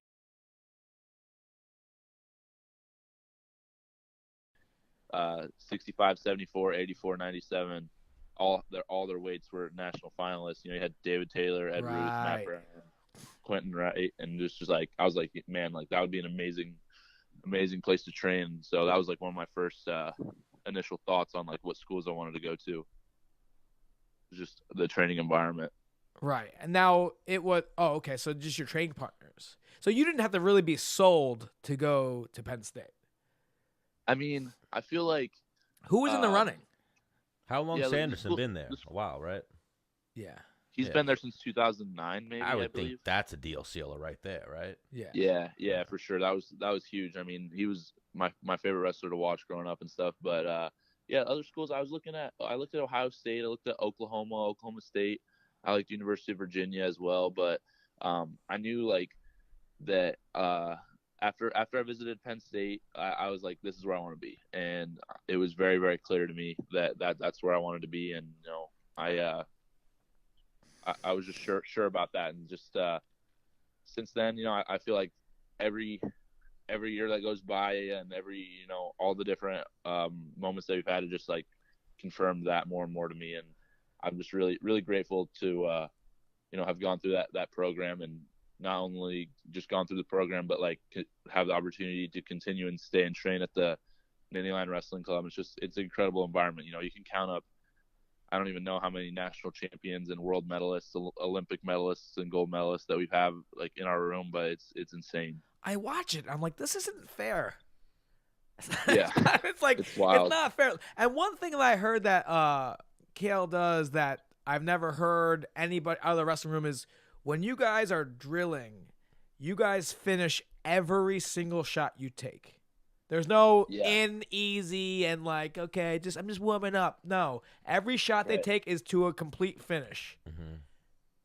Yeah, that was something I learned that like in the first like 10 seconds of my first practice. I was like, I just drilled a shot and I didn't finish to the mat. And the guy I was wrestling with was Matt McCutcheon, and he was like, hey, don't do that. We finish the mat every time. I'm like, all right.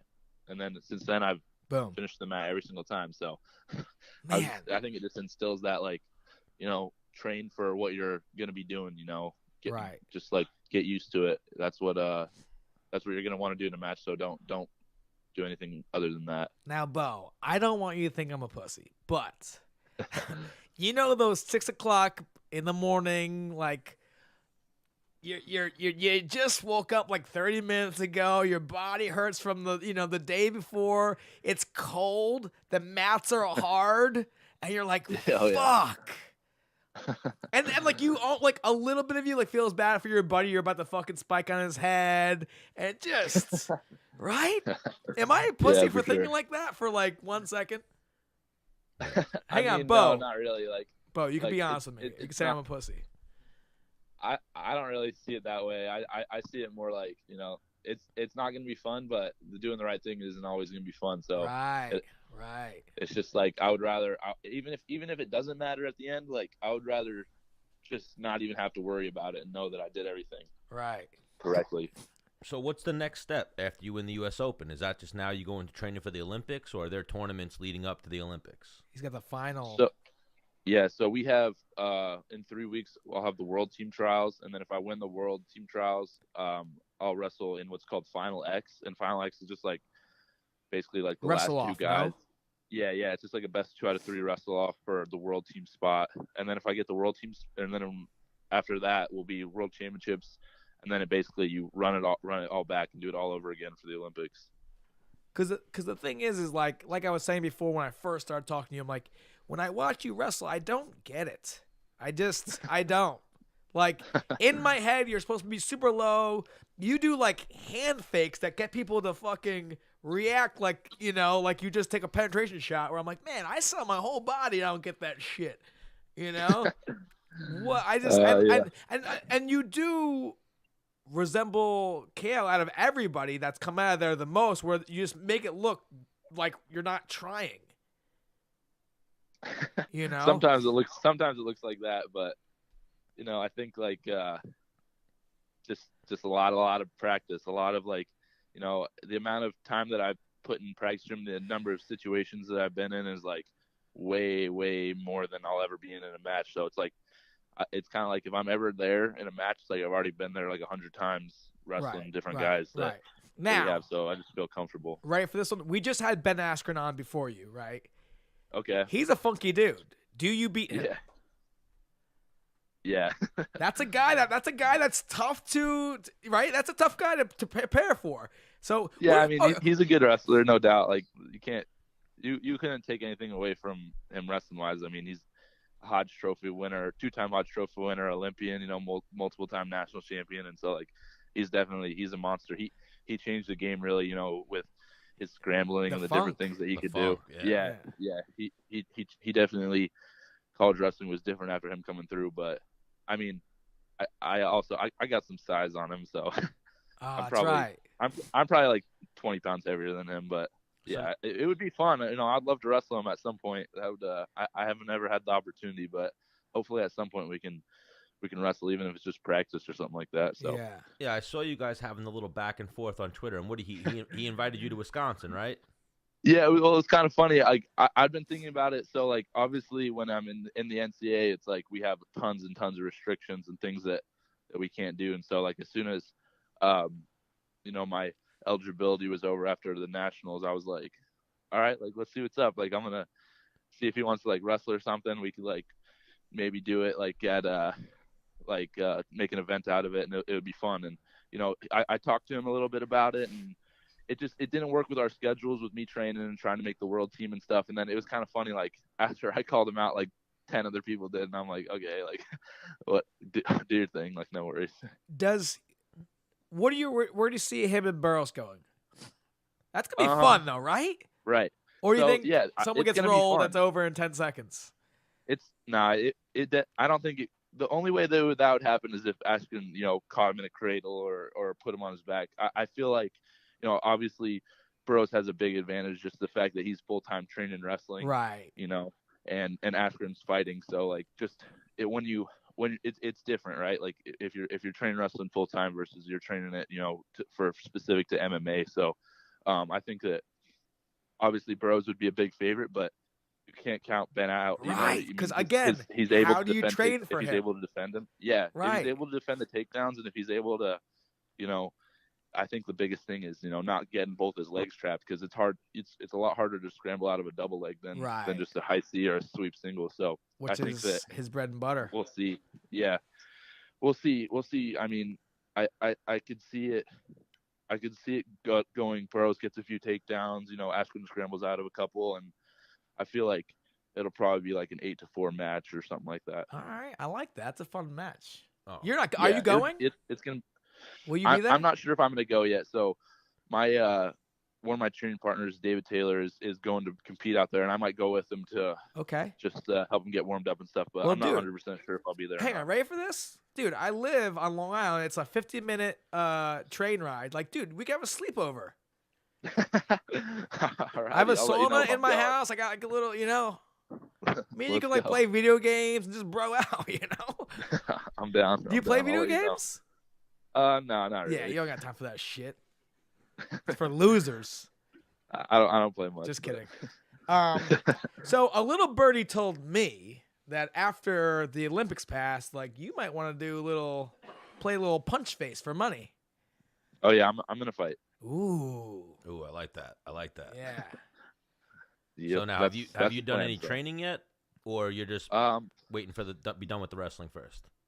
Yeah, so I'm gonna just focus all my efforts on wrestling. I have sparred a few times boxing and done some jiu-jitsu and stuff like that, and but never like consistent training or anything like that. Just more like I have a couple buddies like on the boxing team at Penn State, and I'll go spar with them like once in like I've done it like 2 or 3 times, and just kind of felt a little. Do you bit, win? No, I'm not. Was that? Do you win?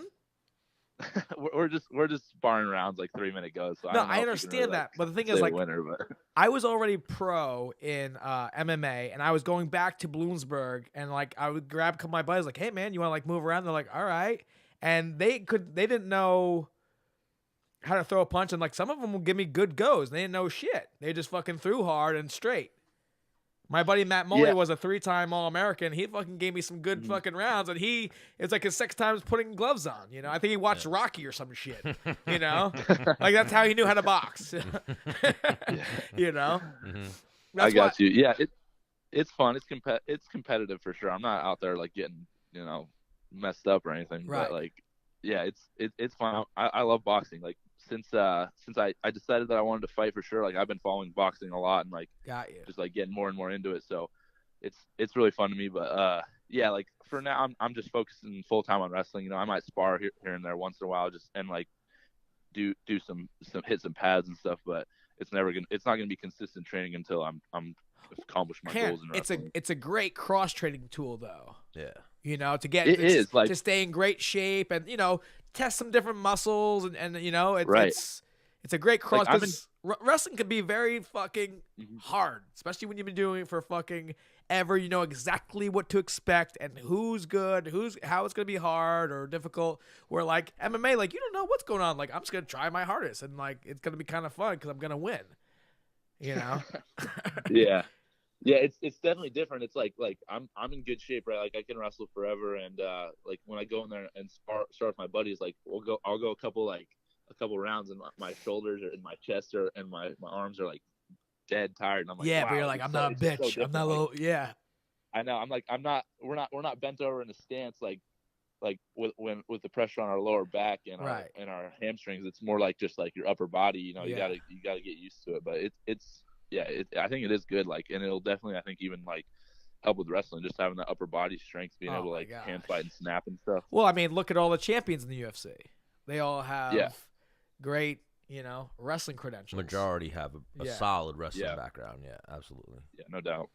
No, so 2 more things I have for you. Like, so one, I know you're going to be good at MMA because I watched you wrestling this weekend. And like I said, you made everything look so easy. But I remember there's something like a guy like wouldn't go like you wanted him to. And I remember I think you ended up like fucking gritting down and rolling him out of balance, gutting him, But like you came back to the center and you had this like pissed off face. And I was like, oh, okay. This guy's fucked. Because I mean, you look, like a happy, like go lucky guy, but like when you get pissed off, like there's no answer for like this guy's. You'll do whatever it takes, and that's why you're a fucking multiple-time national champion. When shit gets a little challenging, you go, what? Like, no, now I'm fucking pissed.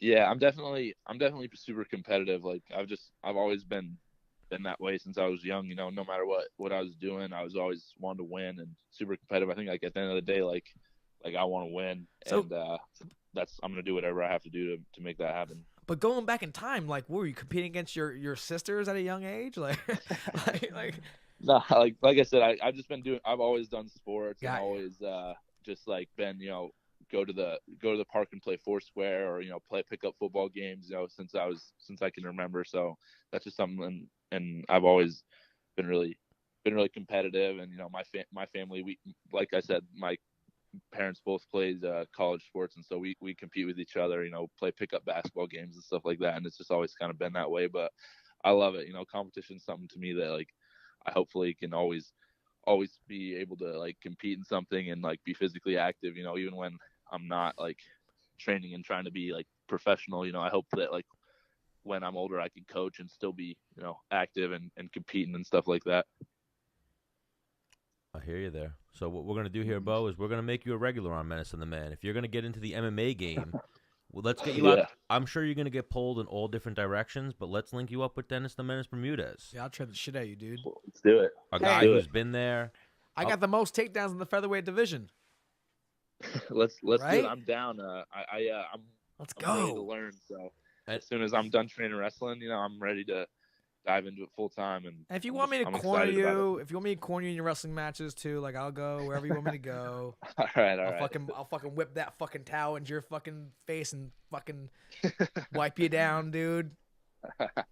Yeah, I got you. I appreciate that. Menace got some real field experience that he could pass on to this younger generation of wrestlers, and you two seem like you guys clicked during this interview. Yeah, we're best friends now. Yeah, best friends. Yeah. Now you guys are having a sleepover next week for Beat the Street. Yeah, dude. Yeah. I'll for sure hit you up if I'm coming. What kind of snacks you like, dude? Oh, Almonds? Raw almonds? you do. I like cashews. That's my go-to. Oh, That's my go-to nut. Okay. I'll do boxes and boxes of cashews. Maybe maybe we'll watch a scary movie and make a fort. Heck yeah, I love that. Let's go. All right, so Bo Nickal, thank you again for joining Menace and the Man. Don't be a stranger here. We're gonna get you on again. Maybe when you book your next whatever your next wrestling tournament is, when you're training for that, call us up. We'll have Ant hit you up. We'll get you back on. We'll talk some MMA. We want to know who your favorite fighters are, some street fights, what you're doing in your relationship. We'll get into all that next time you come on. Yeah, we're gonna talk about Frank Popolicio too. Oh, that's my dude. Yeah. Who are we talking about? Thank you Frank guys. Popolicio is my high school club coach. Okay. Yeah, but we'll get there later next time. Great. Sounds good. Thank y'all for having me. I appreciate it. All right, Thank you for joining us. Thank you for joining us, Bo. God bless. Okay. Peace. All right. Thanks. Bye-bye. I like that. Mm-hmm. That was good. God bless. Mm-hmm. That was really good, Stan. And God bless. So now should we go for Bryce? Yeah. B Money, you call him? I like that. Ooh, yeah, he is B Money. I've seen that. Yo, this next kid, he's like a fucking Does he roll with Oh, because I would look at his thing at L40, right? No, that's still in place, yo. Then Bryce is his B Money. We'll go for a little bit with Bryce Meredith, and then we're gonna try to jump into Dan Ige or Ige. How do you pronounce that? Yep. All right. Three-time All-American. And then we'll figure it out from there. How many times? Three times. Three times. Two-time finals. What is up? Bryce Meredith, welcome to Menace and the Man. Hey, thanks, guys. Thanks for having me. What's up, dude?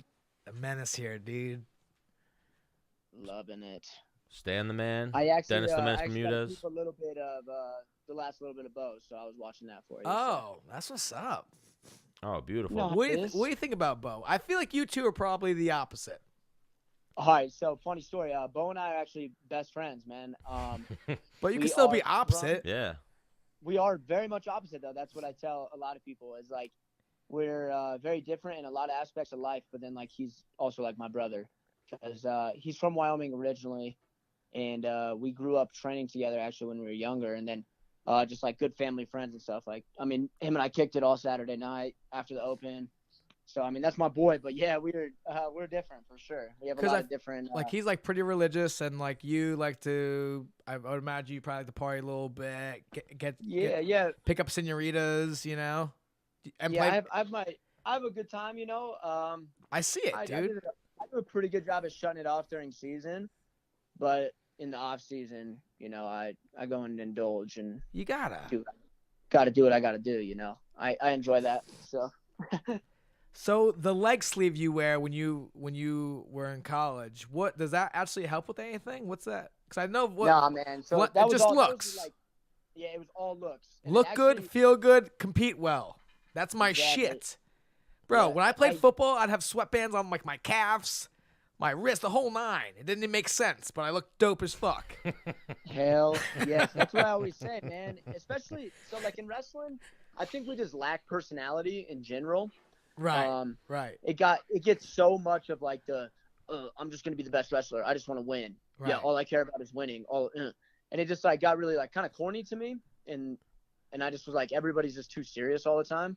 Yeah. And like so for me, I always kind of was like I need to step out. I need to like do things differently. So I like would do the leg sleeves or the custom shoes, even like the blonde hair, you know, like shit like that. And it was hey, it made sense to me. Also, it just makes me more excited to go compete. Right.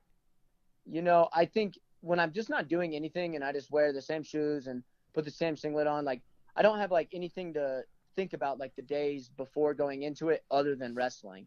But like I want to think about the other aspects of it. Like, man, I'm gonna be looking good out there. Yeah. Yo, I'm gonna smack the shit out of this dude and steal his girl or whatever the hell you want to say. Like.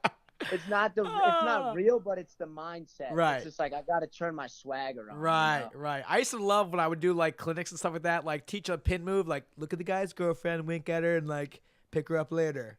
Like, kids, exactly. Kids yeah. You always got to get the kids like excited with that stuff.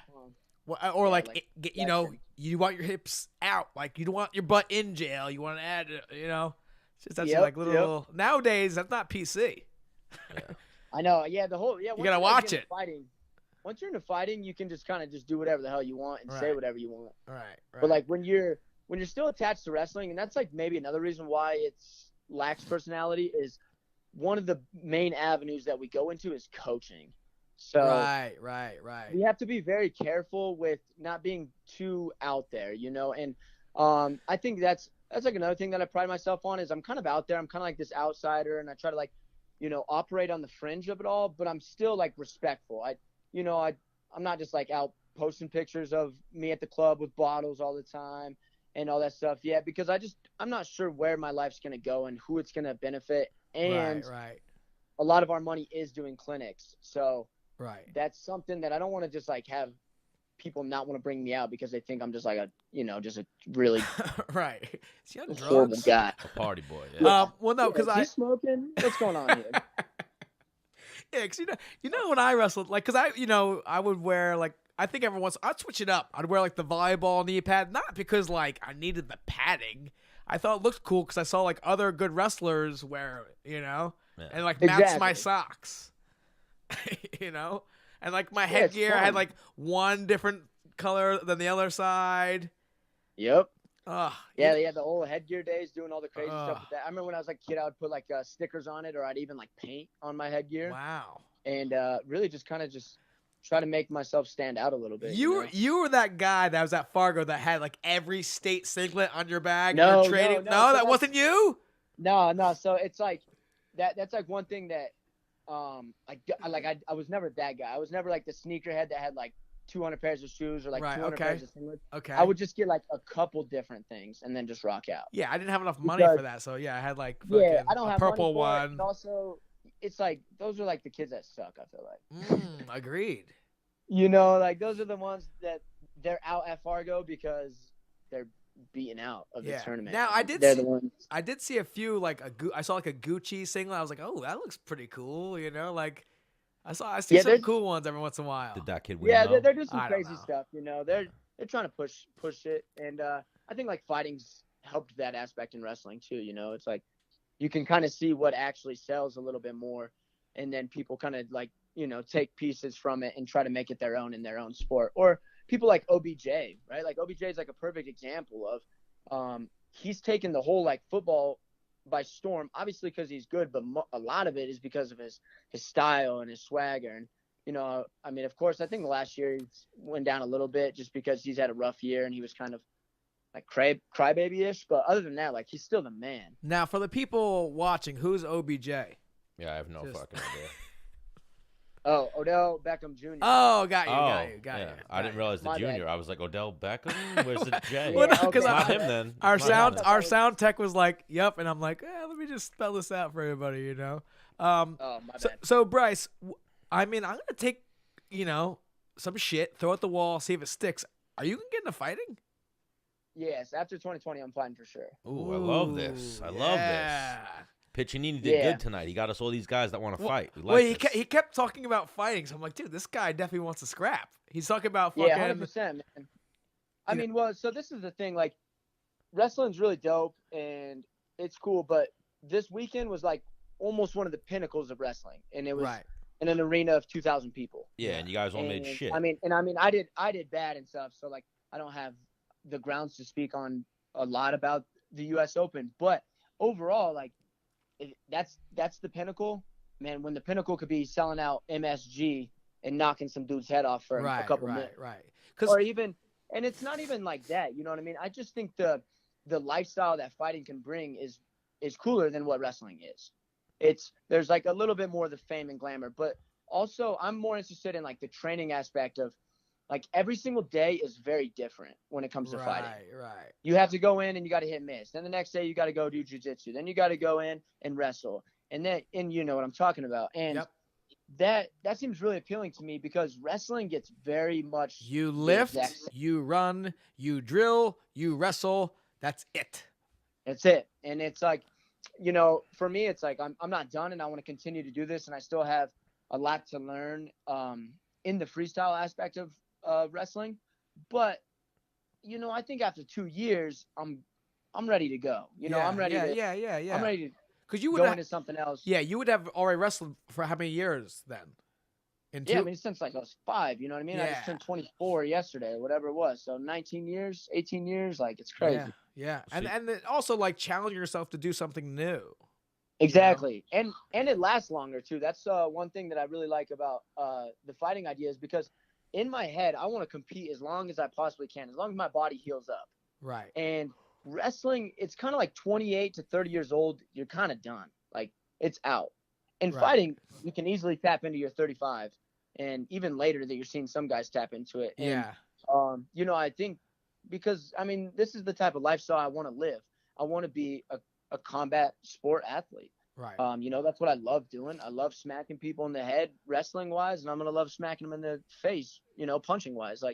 And if I can do that for a long time, that's ideal. Yeah. And another thing too that I know you'll like this aspect of MMA is like with wrestling, like you're like, man, this guy fucking, I just can't take him down or whatever. And like, that's it. That's how it's going to go. Like you just can't take that guy. You could get crazy and try, but like we wrestle long enough to be like, yeah, I'm not this fucking guy. Or like, I can't hold him down or whatever, But with MMA, like, man, this guy's beating me up on the feet. Okay, let's take him down and try it there. Or like, fuck, maybe he rocks me and then he gets on top of me. And now maybe I could try and submit him. There's so many different ways to win. And if you're a fucking winner, you fucking figure it out. Whether it's get this guy tired and it's much longer fight than a wrestling match. Now it's weird though. Which I think I enjoy the idea of like being able to just take people to really deep waters because in folk style wrestling, like that's what I prided myself on. That like you don't want to wrestle me for a full 7 minutes. Right. Because I'm going to keep coming. We're going to get in positions that you don't want to be in. When I get on top of you, I'm literally ripping your left arm off, whatever you want to say. Love it. And in freestyle, that's where my biggest struggle's been I have to chill out. I'm over wrestling because you know how it is. Once I start shooting in a lot and then I end up giving up a roll or a chest wrap or, front headlock position where it's like, I leave the match that I just lost and I'm like, that guy didn't even wrestle me. He just right. It rolled me, right. Or whatever it was. So it's, I've been fighting demons and trying to figure it out. And it's making me a better wrestler, which will of course make me a better fighter in the long run. Just because naturally I've had to start shooting a little bit higher level shots. Yeah. So in fighting is huge, right? Like you're not going to be sitting there ankle picking or shooting low on people. Right. Like not having shoes on is a completely different sport. Very. Yeah. So, like I've learned those things a little bit as I've rolled with people and I've gone into jiu-jitsu and stuff like that, but there's still a lot that I have. Now, I haven't learned shit. I'm going to throw out a little bit of wrestling advice. I'm not nearly the caliber of you or Bo, but what I've been watching in general with this like younger generation now, I'm not a cheater. I'm a winner. I'm going to figure it the fuck out. I pushed out a lot of fucking guys. I didn't see a ton of that this year. You used to push people out of bounds? Well, I would get in their face, hand fight like a motherfucker, and then shoot them out. A lot of these guys are wrestling in the middle, and they're going for very dynamic low shots where, like he just said, he can, like, in folk style, he'll wreck this guy, but this guy locks in the crotch and just rolls him over, and it's like, what? And then they do it again, and you're down a ton of points quick, where, fuck, man, how am I'm not good at rolling people. How am I going to come back and beat this guy? Then you start getting really aggressive. You're like, let me fucking grab a hold of you. I'm going to throw you in a fucking stand, you little bitch, because you're being a pussy. Fucking, exactly. Let's get after it. But like, nah. Yeah, it's like, that was about the only good thing I did from this weekend was my hand fight was just vicious, Yeah.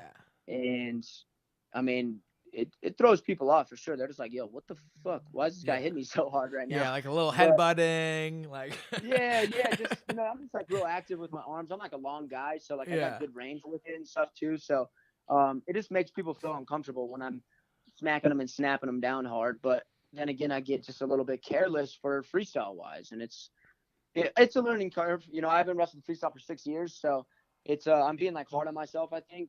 But then again, like it's hard to go from almost 100% confidence in every single position in folk style to now I'm like 80% confident in You get deep and you're like, ooh, I don't know. He's got this weird lock. I don't know what I should do here, kind of. And like in that second that you freeze, your momentum's already going the opposite way that you want it to go. And you're like, ah, fuck. Absolutely, man. So it's it's cool though. It's putting me in a position that I think I'm gonna fall into in fighting very, very quickly. Where it's you don't know shit, so you better make sure you learn how to figure it out. And I'm going to have to do that the next 2 years and then the next 15 years of fighting or whatever the hell it is. So, Bryce, what are you thinking as far as timeline? When do you see yourself getting into a cage? So, I mean, when I start talking to, like, MMA managers and stuff like that, we all talk about right when 2020 gets done, depending on when that gets done and how that gets done. Then you go in probably about, like, 8 months after that. You know what I mean? 8 months to a year. I got to get in. I got to learn a lot of stuff. And then get those, your first couple fights in that are just mandatory. You just got to learn how. I mean, it's being locked into a cage with it's different than anything else that anybody's ever done in their life. Street fights are all crazy and hectic, and they're not really like a real strategic cage fight. It's different. Right. It's a sport. So you got to learn how to manage that. And you can see people like as simple as like Aaron Pico. Like, he's so fucking tough, but he still is, lacking his knowledge inside the cage. And now he's 4-2, and he's one of the greatest, like, prospects we've ever seen. So, you got to take things a little bit more smart than that because, I mean, for some people, if you're marketable and, the wave hits you correctly, you can get those title fights quickly. But if not, then you're just sitting there stuck with, like, a 9-4 record, and you're stuck at the eight person, and you can't even get a spot. Yeah, I remember watching Aaron Pico wrestle Russia in Albany, and he was like 18 years old. He beat like a grown man. I was like, what the fuck? And then people were like, he wants to get into fighting. I'm like, please do not go in the UFC. He's wrestling at 145 and a half. I was fighting at 145. I'm like, man, this guy goes to the UFC. Like, he could be a problem. And then he went Bellator. I was like, nice. Yeah, idiot. Absolutely. Yeah, and I mean, people say, like, wrestling-wise, his hands are the heaviest hands they've ever felt from anybody. He also, I heard he was a Golden Gloves boxing champion. Oh, Pico used to spar. He was a sparring partner for Miguel Cotto in Miguel Cotto's prime. Yeah, he was a fucking beast. Jesus. And like, he was doing this shit at like 17. Yeah, like 16 years old. And the stories used to be drive. The stories used to be that he used to steal rounds from Cotto to the point where Freddie Roach was like, "Okay, I train you now." That's why when he fights, he's one of him and GSP are the few fighters where Freddie Roach has like cornered him or like even works with him. You know what I mean? Wow. Yeah. I mean, I've heard some crazy stuff like that where, like, I don't know, a handful of years ago, he was sparring with somebody that had a title fight, and like 3 weeks out, he just knocked him out. Full headgear and everything, and they're just like, holy shit, dude! Like, that wasn't planned, and the guy had to like reschedule his fight or whatever because he just got slept like 2 weeks before.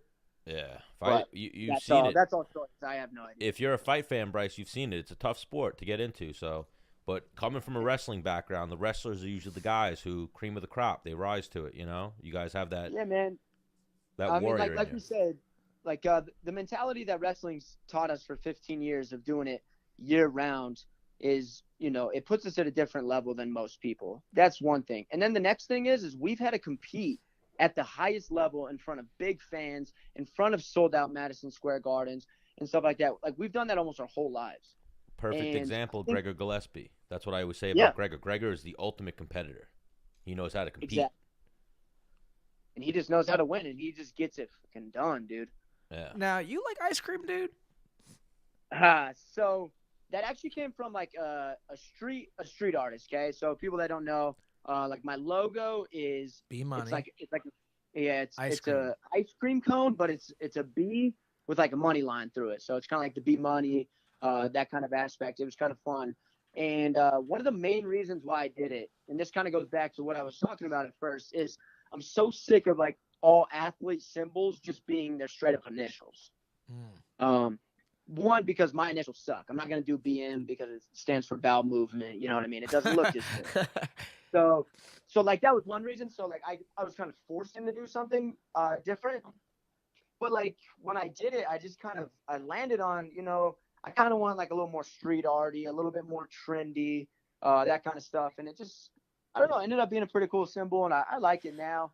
But you know how it is. Your like nicknames kind of come and go, and your signs come and go. And you know, once I get into fighting, I don't know what direction I'm gonna go towards, but it'll be nice when it goes. Oh, people are gonna jump all over that B Money nickname, and then when they see your persona, hear you talk, they'll be like, B Money. How can I buy some gear? Actually, so I have hats up right now, but that's the only thing I have. So I do everything as limited drops. Okay. One, because it keeps people coming at, you know what I mean? Like, hey man, it's only going to be dropped down, for a day or two. So you have to come and get it. So it's kind of a marketing scheme. Okay. So that's one aspect of it. And then the next is like, I just don't have the manpower to just sit here and run it because I want to run it myself. You know, as of right now, I enjoy taking the percentage and being able to do what I want and the freedom to do what I want because, you know how it is when you get locked up into companies and stuff, they do a lot of great things for you, but you have to kind of follow their rules and then your cut isn't, you know, what I think is fair. So it's kind of like the music business, you know, like trying to be like an independent artist more than, you know, just signing on with Def Jam or whatever. Yeah, you're selling mixtapes out of your trunk right now. Exactly, man. I'm out on the street, man. Now, bro, I checked out your gram. Like, you got a lady? Yeah, man. I got a girlfriend. She's the homie. All right. Because does she make you better? Does she make you better? Does she make you a better person? She does. She makes me a better person, and she's one of the few girls that I've ever, you know, been with or talked to that's been able to handle the lifestyle of being gone all the time. She's been able to handle the B Money. Ooh. Yeah, she's been able to handle it. All right. So she's a trooper in that sense, man, because as you guys know, just training and traveling, because I mean, I travel a lot for training partners and I travel a lot doing clinics and obviously competition and stuff. And it's no secret, bro. That stuff's hard on relationships. And most people don't have it. I'm going to be the devil on the shoulder. Let's hear it. Because, like, when you're going to all these places, it's like, hey, I'm a star, I'm a stud, and now I'm leaving. But that's like renting, though, versus, like, building, like... This girl was with him when he was shooting in the gym. You ever hear that Drake lyric? lyric? Yeah. She wasn't with me shooting in the gym. She's been with him since he was shooting in the gym. I'm just playing devil's advocate here. That's like Conor McGregor's lady. You know, she's got a golden ticket for life because she was with him when he was shooting in the gym. Because Bryce is a lot more handsome than you, Stan. Than me? Yeah. It might be close. I've seen some photos. There you go. Oh no, this guy's. No, you pretty, man. You guys are pretty. Bryce, do you like thread your eyebrows? Yo, man. So my eyebrows are. I actually hate them, dude. You have a unibrow. You should have unibrow. Every 2 weeks. If I don't do something with them, every 2 weeks they're done. Damn. Yeah. Out of commission. You don't want to see me. Dude, yo, you should edge up the nice unibrow for one match. No, don't ever do that. Don't listen. Wait, hang on, with a great creepy mustache. Oh man. Oh my God, what are you trying to do to the guy? I think it'd be whoa. The kid's a stud. You're trying to make it into a fucking nerd. No, I know, man. I think I might lose all the mom followers because they all love me for my eyebrows. Wow. Yeah. Okay, here we go. They don't want that unibrow and that facial hair. They want that baby face. You know, that nice eyebrow, that baby face.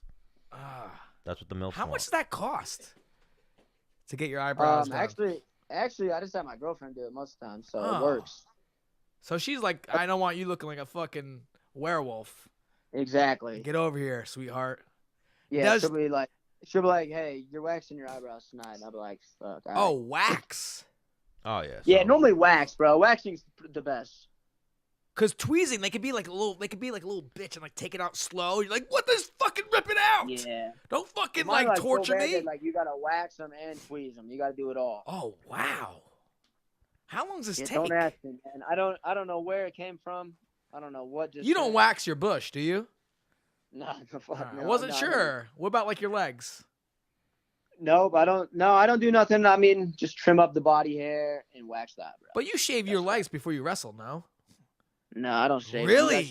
Oh my God! Fuck yeah, I do. If you're gonna touch my leg and I'm sweating, you ain't fucking hanging on this fucking thing. Yeah, that's what I mean though. I think like in fighting, like because I've heard of other people doing that for the slickness is like it's really easy to limp leg your almost your entire leg. Dude. Oh my God, dude. I used to roll up to tournaments, and you know how you were there like 2 hours before. Yeah. I would go directly in the shower and fucking shave my whole body. Like, oh, let's fucking wrestle, bitch. Really? And, dude, you are. If you have no hair, you are like the shadows are in there better, and you look more toned. So now there's this like intimidation thing too. I feel that. That's what I mean. I'll trim them. Hang on. Have you ever seen a hairy bodybuilder stand? No. Yeah. No, never, man. Yeah, that's why, you fuck. I'm not intimidated by a bodybuilder, though. Are you kidding me? I'm not. What do you mean? Oh, because you're the baddest man on the earth. No, not at all. I'm intimidated by a bodybuilder. He can fucking smush my head. But he will never get this. Yeah, he doesn't know how to throw a punch. What are you talking about? Yeah, I don't know. I don't know if I'm scared of bodybuilders. I'm not scared of. I'm not scared of a bodybuilder. Have you ever gotten grabbed by a big man and thrown? No, we've talked about this before. You have that body dysmorphia where when you size guys up before a fight, you think like, oh, you look kind of ripped right now. Like, you know what? I'm fucking tougher than him, and I'm fucking more ripped than him. You have that. Yeah. Oh yeah. Yeah. Everyone. Everyone doesn't have that. I almost retired after I lost a Feely because he's a vegan. He has no muscle mass. Yeah. I'm like, I can't lose to a vegan and no muscle. This guy's not even fucking jacked. He's got a good tan though. Feely's got a good tan. He does. He's got a great tan. No. Yeah, he's got a good haircut too. He might have some dope tattoos if you're into tattoos. So I mean, but yeah, I get what you mean. A vegan doesn't even eat meat. Well, I mean, listen, in terms of like, athletics, like I never played with the skinniest fucking G.I. Joe. I wanted the fucking most jacked dude. Like I was into fucking superheroes because they're fucking jacked. I hear you. That's true. All right, but I mean, we're learning, bro. There's some dudes out there. I mean, look at Ben Askren, bro. No. Oh my God, no, don't go there, Bryce. We tried to go there before, and it got weird because I tried to be like, "Yo, Ben, you're doing it for the dad bod." He was like, "Yeah, thanks." Like, he knows that he's a fucking man. But damn. Are you familiar with Kevin Lee? What was that? Yeah, Kevin Lee, Motown. So yeah, we started talking about how Kevin Lee is getting a fight against Dos Anjos, and I was like, oh, he's probably getting that fight because of his body, and he looks good, and he plays the part, and Dana White likes that. He doesn't have the dad bod like you, Ben. And then we had a moment of silence, and then I went, I got a dad bod too, Ben, don't worry. And then we had another moment of silence, and then he went, yeah, okay, yeah. He's probably just sick of hearing it. Just like, I feel like probably just so recently, like coming back onto the UFC or getting onto the UFC scene, like everybody's like, what the But I mean, most of us have known it, but now he's probably just got sick of it again. Yeah. He's like, come on, man. And then also there's like, who the fuck are you before I break your fucking I tried neck? to bro out with him, like, yo, dad bods, we got this. And he was like, no. No, I'll fucking kill you. When I say it, it's cool. When you say it, it's he's insulting. Like, next time I see you, you're getting smacked. Bryce, what? So, like, you want to get into fighting? Like, obviously you smacked a few dudes up on the streets, well, no? Oh, even this. If I see Ben Askren at Beat the Streets, I'll shoot a low single on him. There you go. I will shoot a low single on him. And then he'll wrestle, fuck me, and I'll go, Ben, get off me. It was a joke. It was a joke. All right. What are the odds you actually do that if you see him? No, none. He's a fucking pussy. I would absolutely do it. Jokingly and for the content, 1,000,000%. Yo, you hang on. I cannot 1,000,000%. wait. I'm going to call Ben and get like, hey Ben, meet me over here. And like, yep, let's do it. Yeah, we have his number. Yo. No. My boy, one of my boys from Tap Nest, and it's so funny. Like he asked Ben, he was like, what if they were standing in the hallway one time. He works for 1FC. He's like the video guy, and they were standing in the hallway one time, and he said, hey Ben, what if I shot a takedown on you right now, like unexpectedly? And Ben laughed and was like, stuffed every time. So I'm just gonna, No, don't. I do want you to get like fucked up. He's a playful dude in my mind. Imagine if I shoot like a low single, he grabs me like collar tie, starts throwing up. No, what if he spikes your face into the concrete? That could happen too. And now he feels like an asshole because you're bleeding out of your mouth. And then him and Dana White are actually gonna become best friends. What'd you say, Bryce? I know. He's being rude. Said you would take the low single shot on him because he's just like in normal tennis shoes, walk around and hurt the dude. Yeah. Like hurt his ankle or hang on, Ravens. Like, all right. Hang on. Stan, tell Bryce your record in wrestling in 10th grade. My record in wrestling, I was a 500 wrestler. I wasn't good. Hang on, dude. But Ben Bryce, will see that thing coming from a mile away and just fucking my takedowns lift his leg. Right now, my takedowns are probably bad. I haven't shot a takedown in probably like 2 years. And his leg's broken. And my leg was broken. 19 months ago, he broke it. Still broken. Oh, so your leg was you would shoot the single and then re-break your leg. Probably. But that's why I'm just gonna dive for an ankle pick. I'll shoot real low. Oh God. And then when Ben reacts, I'm like, I fell. I didn't shoot a takedown, you dick. The fuck you wrestling me for? Ben Askren? I'll sue this guy. So, like, I was going somewhere. Where were you going? No, like, this dude wants to, like, get in the fighting. Obviously, he smacked a few dudes up on the street, no? Yeah, I mean, I've smacked up a handful of dudes, but mostly when I was a kid, we just did a lot of, like, backyard fighting where it was, like, kind of like a controlled fight still. You know? Like with boxing gloves on, just, like, yeah, swinging for gloves, full gloves. the fences? Like, whatever it could be, yeah, bro, and just swing. Like, I grew up with a lot of kids that, like, that's what they did, is boxed. Okay. So, anytime you guys we be start slap arguing, boxing and shit? Anytime we started arguing, they'd be like, get the gloves on, let's go. So, I mean, we would do that a lot. But that's what I always say. Like, in junior high, in high school, in junior high, I never. Oh, hold on 1 second, Bryce. Yeah, you can't send me shit because I want to click my phone. You there? Yeah, you guys there? Yep, we got you. Yeah, Stan fucking doesn't know how to work a damn phone. What the hell, man? Yeah, I'm sick of his shit. But yeah, like I said, bro, up, like like when I was in junior high, I was really little, so I wasn't trying to just go out and beat up everybody. 'Cause I was like 65 pounds, right? So if Dennis I was is fighting, still really it would little, be against too. my other wrestling friends, and it would be slightly controlled. And then in high school, I was just a cool guy, you know what I mean? So I didn't really have to do it. But in college, I've enjoyed the whole choke slam at the bars. That's about all I have to do. Yeah, that's my go-to. It's almost undefeated. Wow. Now, are we We talking? both kind of fell down, and it didn't really go as planned. But other than that, the choke slam's undefeated. Now, are we talking the grab the throat and kind Grab of the like? throat, and then from there, I either slam them up against a wall, throw them on the ground. The rape I've had some good choke. little moments. The rape choke. And I kind think of like. it's funny, man, because like every once in a while, like a drunk guy will get crazy because like I'm still not a big guy or Right. whatever. And they'll say something like, "I know who the fuck you are. I ain't scared of you," and I'll just grab them by their throat instantly as hard as I can. Just like I know. And this is what I always say, like people that don't train fighting or train wrestling or anything, they don't understand how strong a human is. Right, because they So don't. it's like, They never pushed it. When I grab somebody like that, it throws them way for a loop. They're just like, holy shit, what am I going to do to this guy? You're one of So those I'm just fucking like, guys, huh? That like, if you were to grab my arm, I'm like, oh, so this is now your arm because you have the grip of a fucking gorilla. Yeah, I mean, I'm pretty decently strong, I would say. Yeah, but I'm a nice guy, though. That's what I mean. Like, I like fighting out of sport, man. I really do. Like if somebody wants to put gloves on and go fight, I'll love to do that. But, like, get in a crazy street fight because I don't like you, I'm like, nah, I don't really give a fuck. So give me your craziest bar fight then. My craziest bar fight. Yeah. That's tough. Or have there been a bunch of them? No, not a bunch. No, there's only been. all right, the most recent then. How about we go there? All right, yeah. So the most recent one was over St. Patrick's Day, and well, actually, Ant was at the last recent one. What, That NCAA's? one was really weird. Yeah, ask him about that one. I don't know how that one went, but He said it was his fault.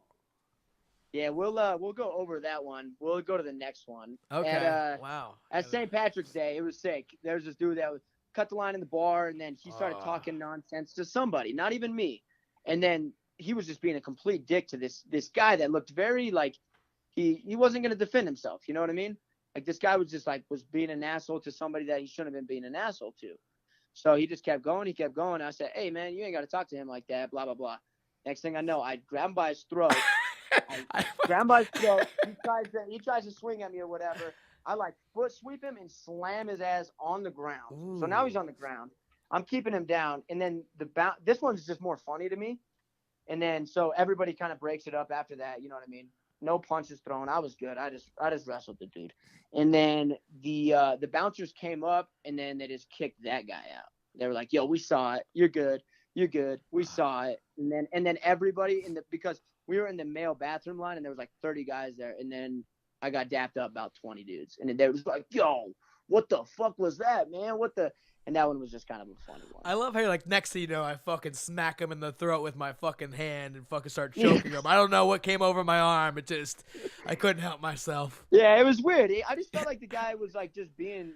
It's like when a guy like starts being rude to a woman. You know what I mean? Yeah. You're just like, Yeah. that's not how it's gonna be. Yeah, it was weird how he threw his neck right into your hand. It was. My arm went through his neck. I just Adam's apple on the backside of his spine. Jeez. I feel like. But like I said, dude, I'm a nice guy. I really don't like fighting. I really try to avoid that stuff. Yeah, me too. But you know. I was gonna so say every once in a while. You're definitely a nice guy, Bryce, but I feel like you got some more stories there. I feel like we could have you on again next episode. You're gonna give us another fight story, and then we'll have you on another time, and you'll give us more fight stories. I feel like you're one of those guys. Yeah. You might. We could do a couple for sure, and then hopefully here soon we start having cage fight stories. Ooh, we like that. And that's where we start talking because there's money and dude, real life involved. Listen, hey. If you want me to get your feet wet, I will. You come here to Long Island. I have an extra bedroom. We can have a fucking sleepover. Bo Nickal's gonna be there, right? Yeah, we're having sleepovers. Yeah, we're gonna have a fort, watch scary movies, and then the next day we'll go to the gym. I'll show you guys a few things. I would love to learn, bro. I really enjoy it when I go out to Jersey and stuff. Like with just recently Lance Palmer was out there and Frankie Edgar, and I was just asking Lance some questions. And it's just like it's so intriguing to me. Yeah, and then we'll leave Bo at the house, and me and you will go to the bar and get a couple of cocktails. Hey man, he'd come out too, bro. We would. Hang on, does he throw a few back? Just because he is. I don't know if I'll say that, but he comes out to the club. Oh, yeah. All right. But we had a good time actually on Saturday. We stayed out pretty late. I actually met Marshmallow, so that was cool. I met the real guy. Oh damn. The musician who usually has a marshmallow on his head. Yep, the marshmallow head guy. I met the real one. But he didn't have the marshmallow on his head when you met him. He didn't, no. But I had to keep it on the DL because the one guy that told me, he was like, "Hey, hang on, don't make a big deal about it." I was gonna say he's what's the word? Ominous? What? Ambiguous? Anonymous. Anonymous. Yeah. Ambiguous too. But yeah.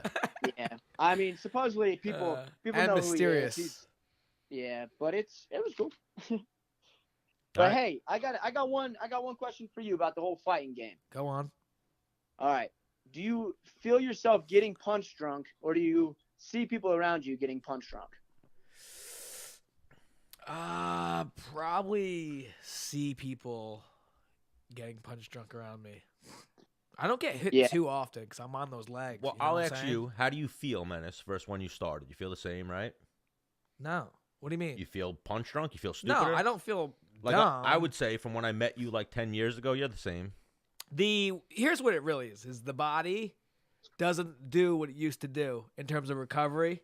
Mm-hmm. And fucking training starts hurting because you're not recovered from the day before, but you know what it takes to be a champion, and it just Yeah, because I get real mixed like views on it. Like I'll talk to some fighters and they'll be like, "Nah, dude, I'm fine. Like I don't feel it at all."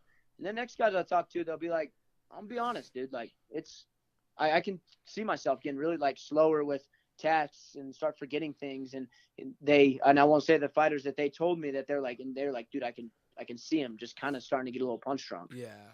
And I'm just like, huh. I'm just always interested to see what somebody has to say about it. Yeah, because I think CTE is a real thing. Yes. And so you talking about going – because I fought for 10 years, you know? And I'm like, you know what? That's a pretty cool number to say I fought for. I fought for a decade. And, like, I also have 2 little boys. If I didn't have kids, I think I'd still be fighting. Actually, 1,000% I'd still be fighting because, like, I want to be able to hang out my, kids, grandkids, and, like, not be, like, drooling out of my mouth. Yeah. Exactly. Yeah. There's a fine line with the whole like fighting, like when you should throw it away, Yeah. But at the end of the day, it's just fighting. Like you gotta. Same thing with wrestling. Like it's, you know what I mean. Yeah. You gotta give it up eventually if it's at the cost of your brain. Right. Which wrestling, I don't really think. Just get on the fucking legs and fucking beat them up on the ground. Yeah, that's the goal. Yeah, that's what we're gonna go over. That's gonna be our first day with you. All right, so Bryce Meredith, we appreciate you for joining us, and hey, man. Don't be a stranger here at Menace, man. We definitely want to get you on again, and when you book your MMA fight, we want to be there, be a part of it, the whole nine. You know what I mean? I want to know more about 2020 Olympic. I know. I gotta get there, man. I gotta get grinding. Yeah. Why? What do you think? You going for the Olympics? Yeah, dude. That's what he just said when he got on the fucking interview. I thought he was saying he wanted to go to MMA. Yeah, after the 2020 Olympics, you nitty. After the Olympics. See, he's punch drunk. Yeah, he's punch drunk. He ain't He's never been punch drunk. punched and he's drunk. Yeah. No, I'm just drunk. Or he's just drunk. I'm just drunk right now. All Sorry. right, man. Well, you guys have fun. Tell Aunt I said what's up, and thanks for setting all this up with us all. Hey, Bryce. I'm going to miss you, dude. I'm gonna miss you too. Hey, we're gonna have a real sleepover one of these days too. I bet. Woo! I'll be out to the island soon. Yeah, I like that. You're not going to beat the streets, are you? Nah, probably Oh. no. I gotta go to Last Chance Qualifier this weekend. I gotta go Got get you. it done. Got you. All right. So, All right. Bryce Meredith, good luck this weekend. Get it done. Oh yeah, thanks, guys. Take it easy. That was a good interview. Yeah, I didn't want to like. He was give you- fun. We had Dan Ige ready like a half hour ago. Should we I still know. see what's up with him? Yep. Or we could always get him next time. What do you think? I don't want to leave him ready. Leave him Well, waiting. text him, see what he says, I'll just call him. and do a quickie. Ooh, what do you want to do? The 6 minute? Do a little quickie with him. I'll do the 6 minute if you want. We'll prime him up. We'll get him primed up for next time. Hello? Dan, Oh, damn. Yo. sorry we're a little late. What's up, guys? Welcome to Menace and the Man. It's all good. It's all good. Do you know Bryce Thanks Meredith? for- No, I kind of tuned in because I was like, shit, am I still doing an interview? And I tuned in and listened to you guys. Got you. Pretty funny. Bryce Meredith is like a 3-time All-American, 2-time national finalist. He's chasing 2020 gold. He just like wouldn't shut up though. Yeah. You guys, Nah, that I'm was a kidding. good conversation. I'm kidding. Dan Menace wouldn't shut up. That's Oh, what it really was. fuck you, Stan. Nah, I'm nervous now. I can't hold a conversation like that. Well, I will hold your hand Okay. and I'll talk you through it. That's what we do here, Dan. We're conversationalists. So let's start here. Well, hang on. Let's start here. No, here. No, How hang do you, on. How do you hang on. how do you pronounce your last name properly? Oh my gosh. Ige. Ige. So Dan Ige. Yeah. So that's the My right dad way to goes by start. IG though. Now let's I didn't want to start calling you Dan Ige, or something like Yeah, that. it's all So good. let's take a step back. All right. So I told you I'm gonna walk you through this interview, right? So we're holding hands. Now we holding hands like this? Are we intertwining our fingers? I can't see it, but I'd intertwine them. Yeah. Whoa. All right. What about Just a for gable you, grip? Dennis. Yeah, I like that. No gable grip, just intertwine. Ooh. Gable, hang on. You would hold hands with someone like this? Another fighter, maybe. Or S grip? No. No, you wouldn't try. Oh, I like an S grip. Ooh, S grip's good too. And S But grip we'd was have good. to be running. You'd have to be running in front of me. Yeah, it'll match to link the hands up. All right. We're getting So somewhere. I'm now. driving through the ATM right now, cashing them checks, you know? Ooh, let's Sorry, talk one- about it. What is Yeah. it? What do we got here? We got a win bonus check from your last UFC fight. No, I got one of those, but sorry, 1 second. My Dominance MMA check right here. Ooh, cashing Yeah. that shmoney. In Vegas, Yeah. right? We in Vegas? Yeah, I'm in Vegas. Just What are we driving Sorry, these one- days? What does Dan drive?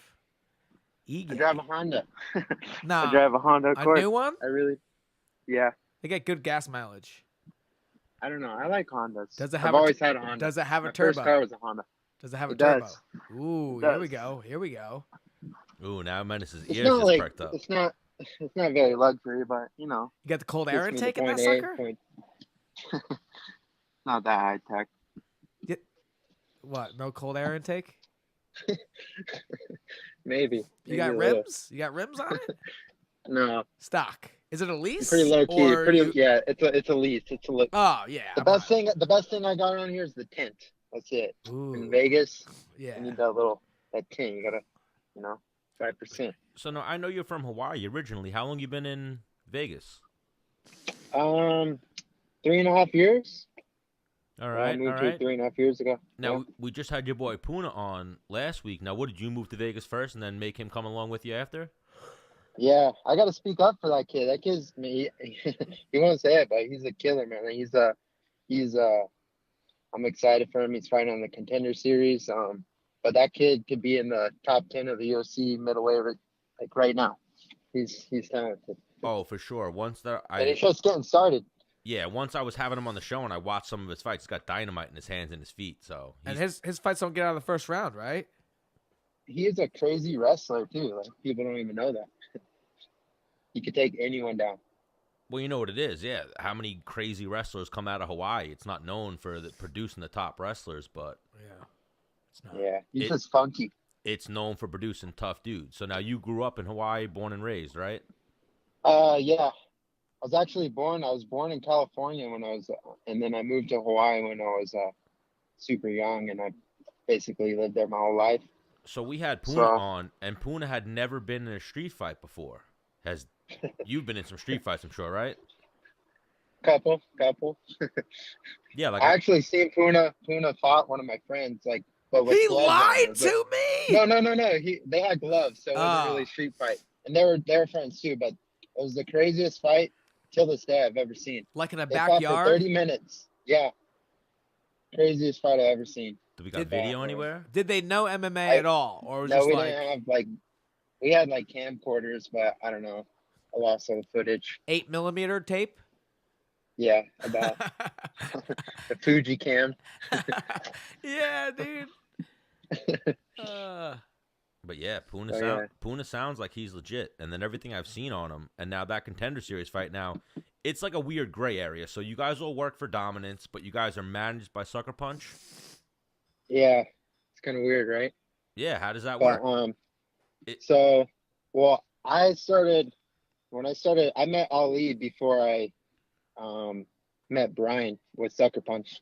So I think I was 2-1 when I met Ali, and he was like, hey man, to be honest, I want to help you out, but it's like I don't have a lot of connects with small shows to build you.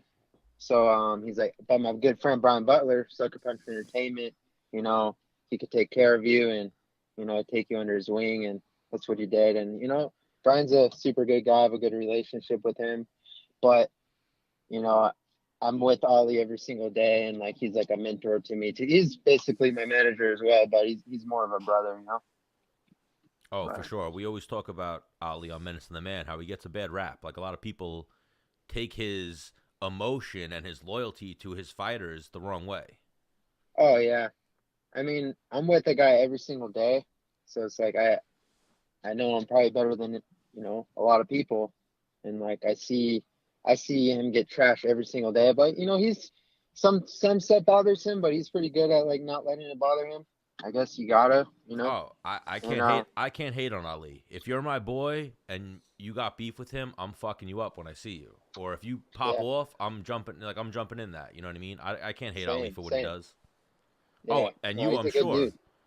That's what we were talking about with Puna. My take on people from Hawaii is when you see somebody, if you guys make eye contact, it's like, what's up, brah? What's up? And you guys will fight right there, right? That's the Hawaii way. It's like chicken fighting. Yeah, wow. You better look away first, huh? We talked about that last week with your brother, even, Jay. I've had friends that went to Hawaii, and they said, no, you can't make eye contact with people. Why? Dude, I still get eyed out. I went to Hawaii. I went for 3 days, this past weekend, and I'm still walking around town getting eyed out. I'm like, dude. That's what you call it in Hawaii? I'll eyed break out? your neck. I don't know. Yeah, they just ice grilled. We call it in New York. He's grilling me. He's grilling the shit out of me. This guy over here. They just get their rooster necks going and what's up? You. Oh, all right. Menace just gave me a mean look, and I was like, "Why are you looking at me like that?" He was ice grilling me. Yeah, that was an ice grill right there. I gave him in Hawaii. I would be like, "What's up, brah?" Yeah, what's up, bro? I take this goddamn pole and fucking smash over. Not a good idea. And then we'd fight on the street. That's how it goes down in Hawaii. And I'd win. So now, what do you got, man? You got all your family back home in Hawaii? They in Vegas with you? No, all my family's back home in Hawaii. It's just me and my wife up here. You and the wife, no kids yet, right? No kids. All She's right. Honestly, I wouldn't mind a few kids, but she's still got goals, and she's a competitive CrossFit athlete, so I don't want to you don't want to ruin her body, she's dude. Already, yeah. So. All right, so two professional Same athletes. patience. How'd you guys meet? Hang on, let me rephrase that. So, how'd you guys meet? We're good friends in high school. Didn't start dating till after my second year in college, but we're good friends for a long time. So it's good, I was in the friend zone for a long time. Really, you never got to go in high school while you guys were friends? No. No. Oh. Yeah. And wait, while you were in the friend zone, was she the girl for you? Like, or did you No. guys just fall into it at some point, like friends that just fell in love? Honestly, it was like, yeah. Or were you guys kind of drunk in college? Like, hey, like we've been friends for a while. Like, you want to make out? No. No. Honestly, I think I fell in love with her first. Like, I was going to college in Iowa, and like, dude, it was depressing. At some points out there in the winter. Yeah. And like, that was the one chick I had to talk to. So, kind of came back after college. Did you drop the L bomb first? The L bomb? The L bomb. I might have felt it first. But you're like, said it. But you're like, I'm gonna hold out. I'm gonna hold this one right here. Yeah. I'm gonna wait for this. I'm gonna wait this one out. Yeah. I don't know. I always loved her as like a friend, So. Yeah. When I was younger, I'd have sex with a girl like one time. I'm like, I love you.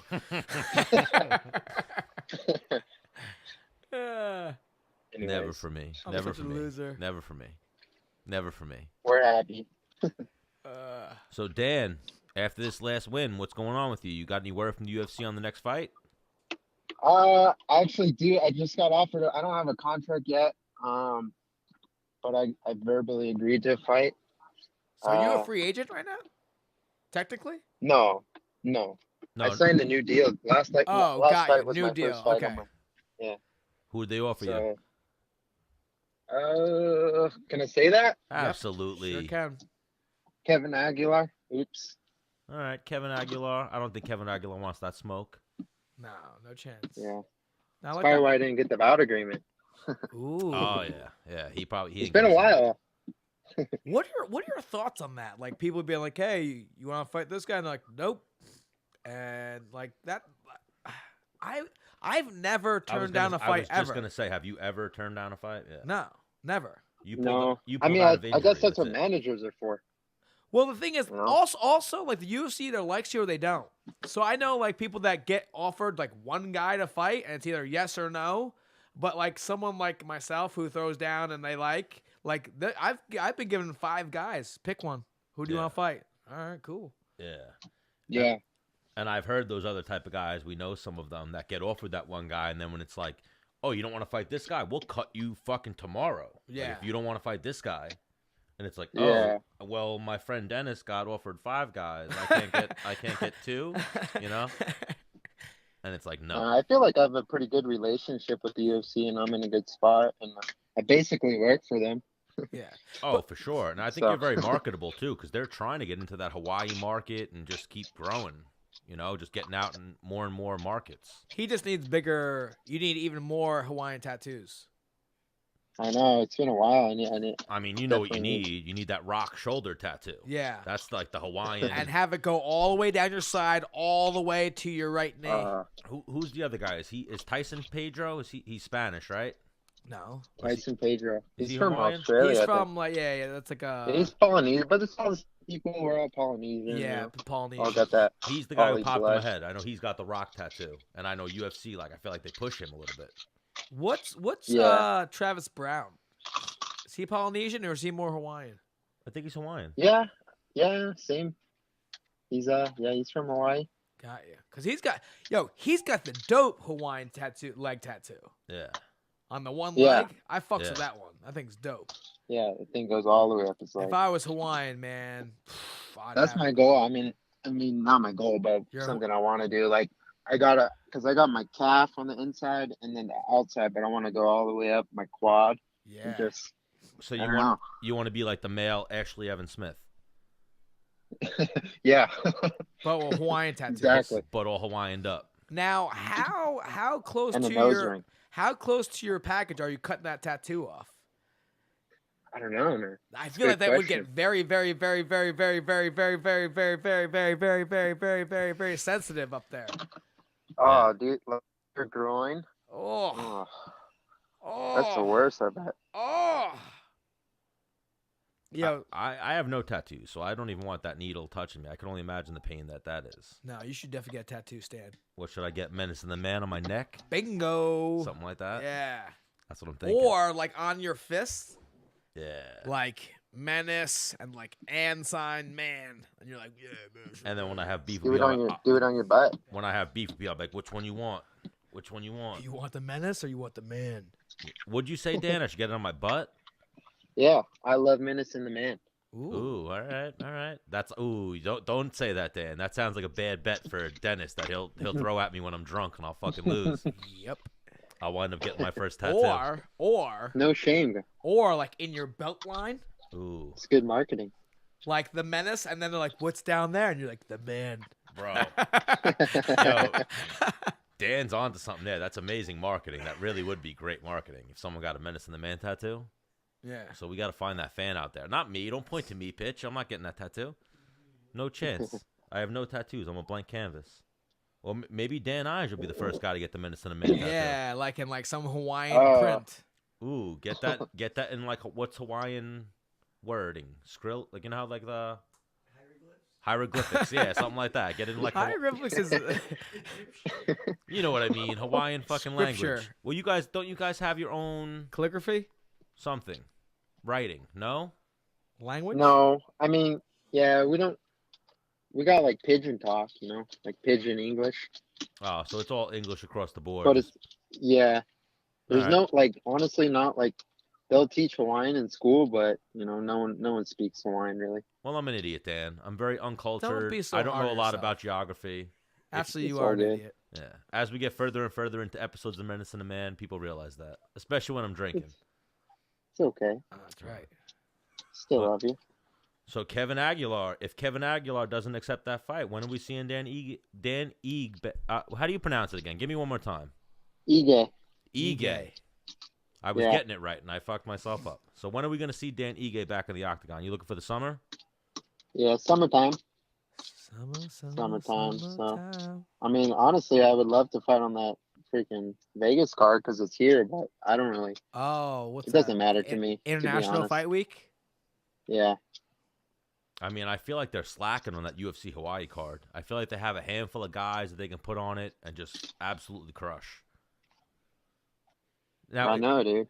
is there an arena in Hawaii that they could even like put it on at? What's like the arena in Hawaii? How many does it seat? The college. No, yeah, the college would be the best. The San Sheriff Arena. They have the Blaze though, but it's not too. Actually, they just had Bellator there, and they did a really good show. Yeah, Bellator. From what I heard, I wasn't there, Bellator. but Surprisingly, Bellator beat the UFC there. I thought UFC was going to get there first. they're going back too, from what I've heard.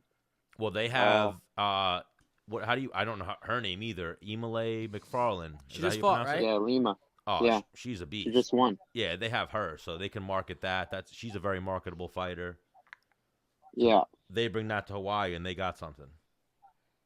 yeah. So they had that at the Blaze though. I was just there. They had a show, like a small show, local show, on Saturday, but it's a decent size. Like they can have a fight night there for sure. I don't know about a pay-per-view, but Fight night pay per view. What if they had an ESPN Plus or whatever it outside is. pay-per-view fight in Hawaii? Aloha Stadium. Yep. What if they I did think that? it would be cool. I mean, they definitely have a way to cover that thing, but I know it's always they say it's the rain. The rain is the problem, but it rains like every day. Oh, yeah. So a but lot of it's like a tropical light places drizzle, do that. Yeah, but like you don't want your canvas. it'll be getting sunny wet. and rainy at the same Yeah. time. So you guys get a lot of rainbows, huh? Yeah, How often do you go back to Hawaii? I try to go back like once or maybe 3 times a year. Because that's not too Once bad of a after every ticket, fight. right? What's that like a No. $500 ticket from Vegas? Yeah, Yeah. just If I about want to go round from trip. New York, it's like a G. For real? Yeah, it's up there. Unless I like really plan ahead, which I don't do that. Yeah, you'd have to fly to either LA or Vegas, And then and then and then fly hop, jump, and skip from from there. there. Yeah. Oh, So, I Uh-huh. mean, me and Stan are over here, and we're trying to fucking blow up and act like we don't know nobody. And we know, you got a fucking sick roster of fighters. We know you probably got the keys to that, Dan. We need him. We need him. they call me the Vault. Ooh, is that right? Do they call you the Vault? They do. Ooh, well now you're now the man to Menace and the Man. We're gonna be hitting Dan up. We need to get everybody on the show. That's what we want to do, and we want to make you a regular on the show as well. I was talking to Menace about it. Menace says you're a beast. So, and I've watched your fights. I see a fast rising featherweight. So we want to make you a regular here. I'm okay. I get lucky, I guess. Yeah, but you know what they say: the harder you train, the luckier you get. So you're obviously doing something right. I guess. Dennis. Yo. Do you still have Cooking with the Menace? It's gonna come back. We might do an episode this week, actually, when we go to Miami. Yep. I used to watch it, low-key. Ooh, low-key. You were a fan. Before you got into the UFC, you were following the Menace. That's probably the only reason why he knows me from the cooking show, not my actual fights. He beat my cousin, Max Holloway. Oh, Max is your cousin? No. Oh. But everyone in Hawaii's cousins. What up, cuz? Got you. That you remembered that. Usually I leave people on that cliffhanger, and I'm like, oh, you know who else beat Max Holloway? And they're like, who? And then I go, Dennis. Then I'm like, really? Or, yeah, all right, cool. That's cool. Really? That scrub? Yeah. Dan had that ammunition ready. Oh, so he remembers that day. You beat Hawaii's hero, Max Holloway. Yeah. Well, the thing is, so you know Kylan Karan, right? Yeah. So her and I kind of became. I had already fought Max, I think. And then her and I had the same manager, and so when we come around, you know, it was like you guys are with your man, you know, with Ali. You guys are very almost like a family, you know. And I remember first being like, oh yeah, you're working with us, stuff like that, being very nice, and she was very off to me kind of at first. Really? Yeah. And that was why? Because I beat Max. And I'm saying you got to the root of the problem. That was why. Well, she never said it, but I would be fighting, and she wouldn't be like, oh. Hopefully my homie does it, and then Max would be fighting. She'd be like, oh, let's get him, Max. I'm like, yo, man, come on. We're on the same team. Nah, I know. Hawaiians stick together, man. They're from a small island. Yeah. You know what? And you know what it is like? But us Long Islanders, similar to that, right? No. Right.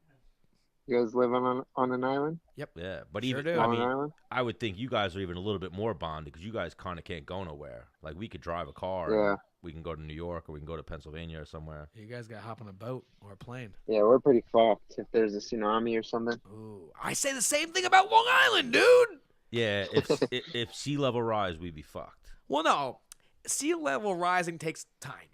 No, I'm saying with a hurricane or something. I'm saying tsunami, let's say a fucking tsunami came, fuck, dude. Well, the thing is, I got this cool little motorcycle. I'd be in and out of traffic, and I'm getting across that bridge.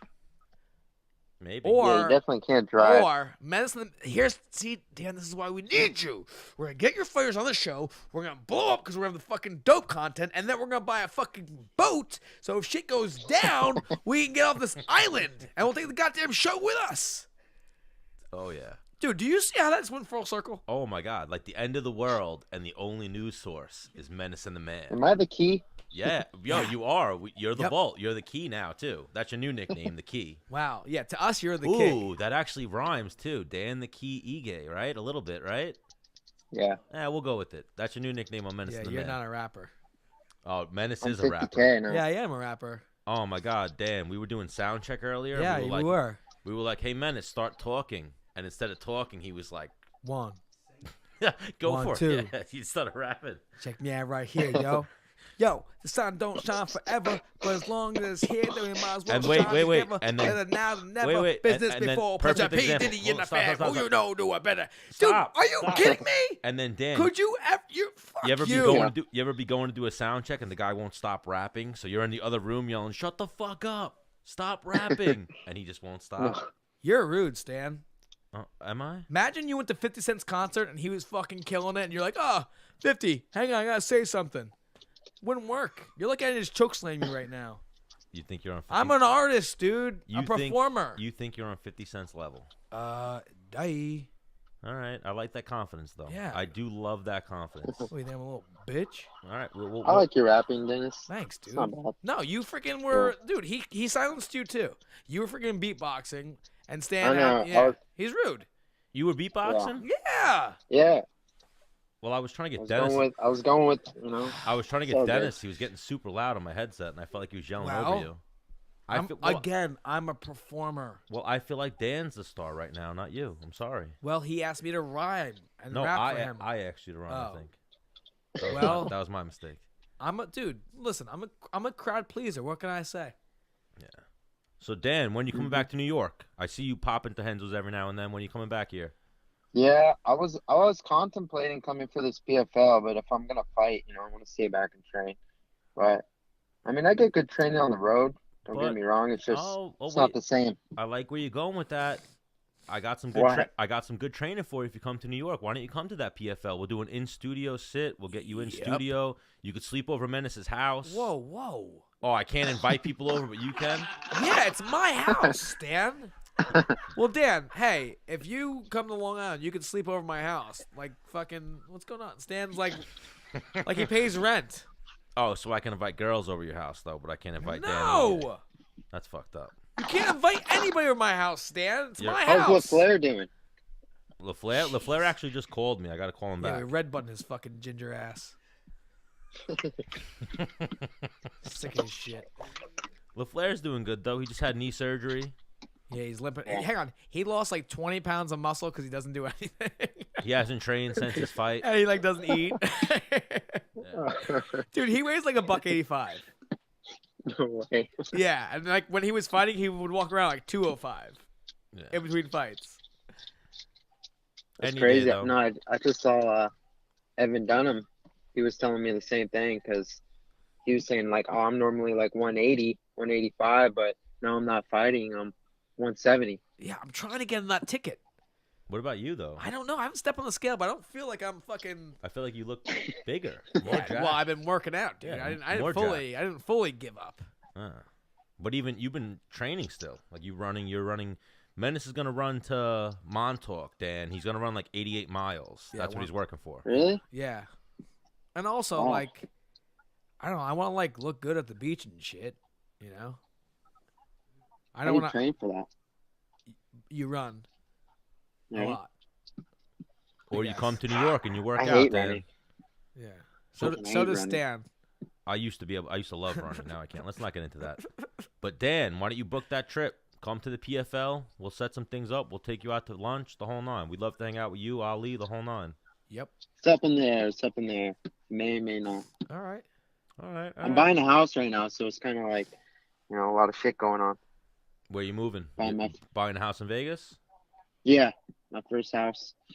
All right. Where you living on I'll the put the bone. How close to the strip? About 10, 15 minutes from the strip. Just kind of next to the PI, the Performance Institute, and it's close by. Oh, well, you'll be out in Vegas in a couple weeks, Menace, right? Maybe you should hook up with Dad. Oh, yeah, dude, I'm coming out. You could sleep in my house. Yeah, I'm coming over Memorial Day weekend. Look at that. Now you guys are having to sleep over at his house. Yep. My brother's nice. turning 30. Oh, sweet. And he lives in Hawaii. And Las Vegas is like the halfway point from New York and Hawaii. So. Nice, dude. You gonna train at all or just have fun? I mean, we had Jessica I on last week or 2 weeks ago. Last week. Oh, and she was like, yeah, man, if you could show me a couple of your takedowns, I'd be more than open to it. And I was like, I got takedowns.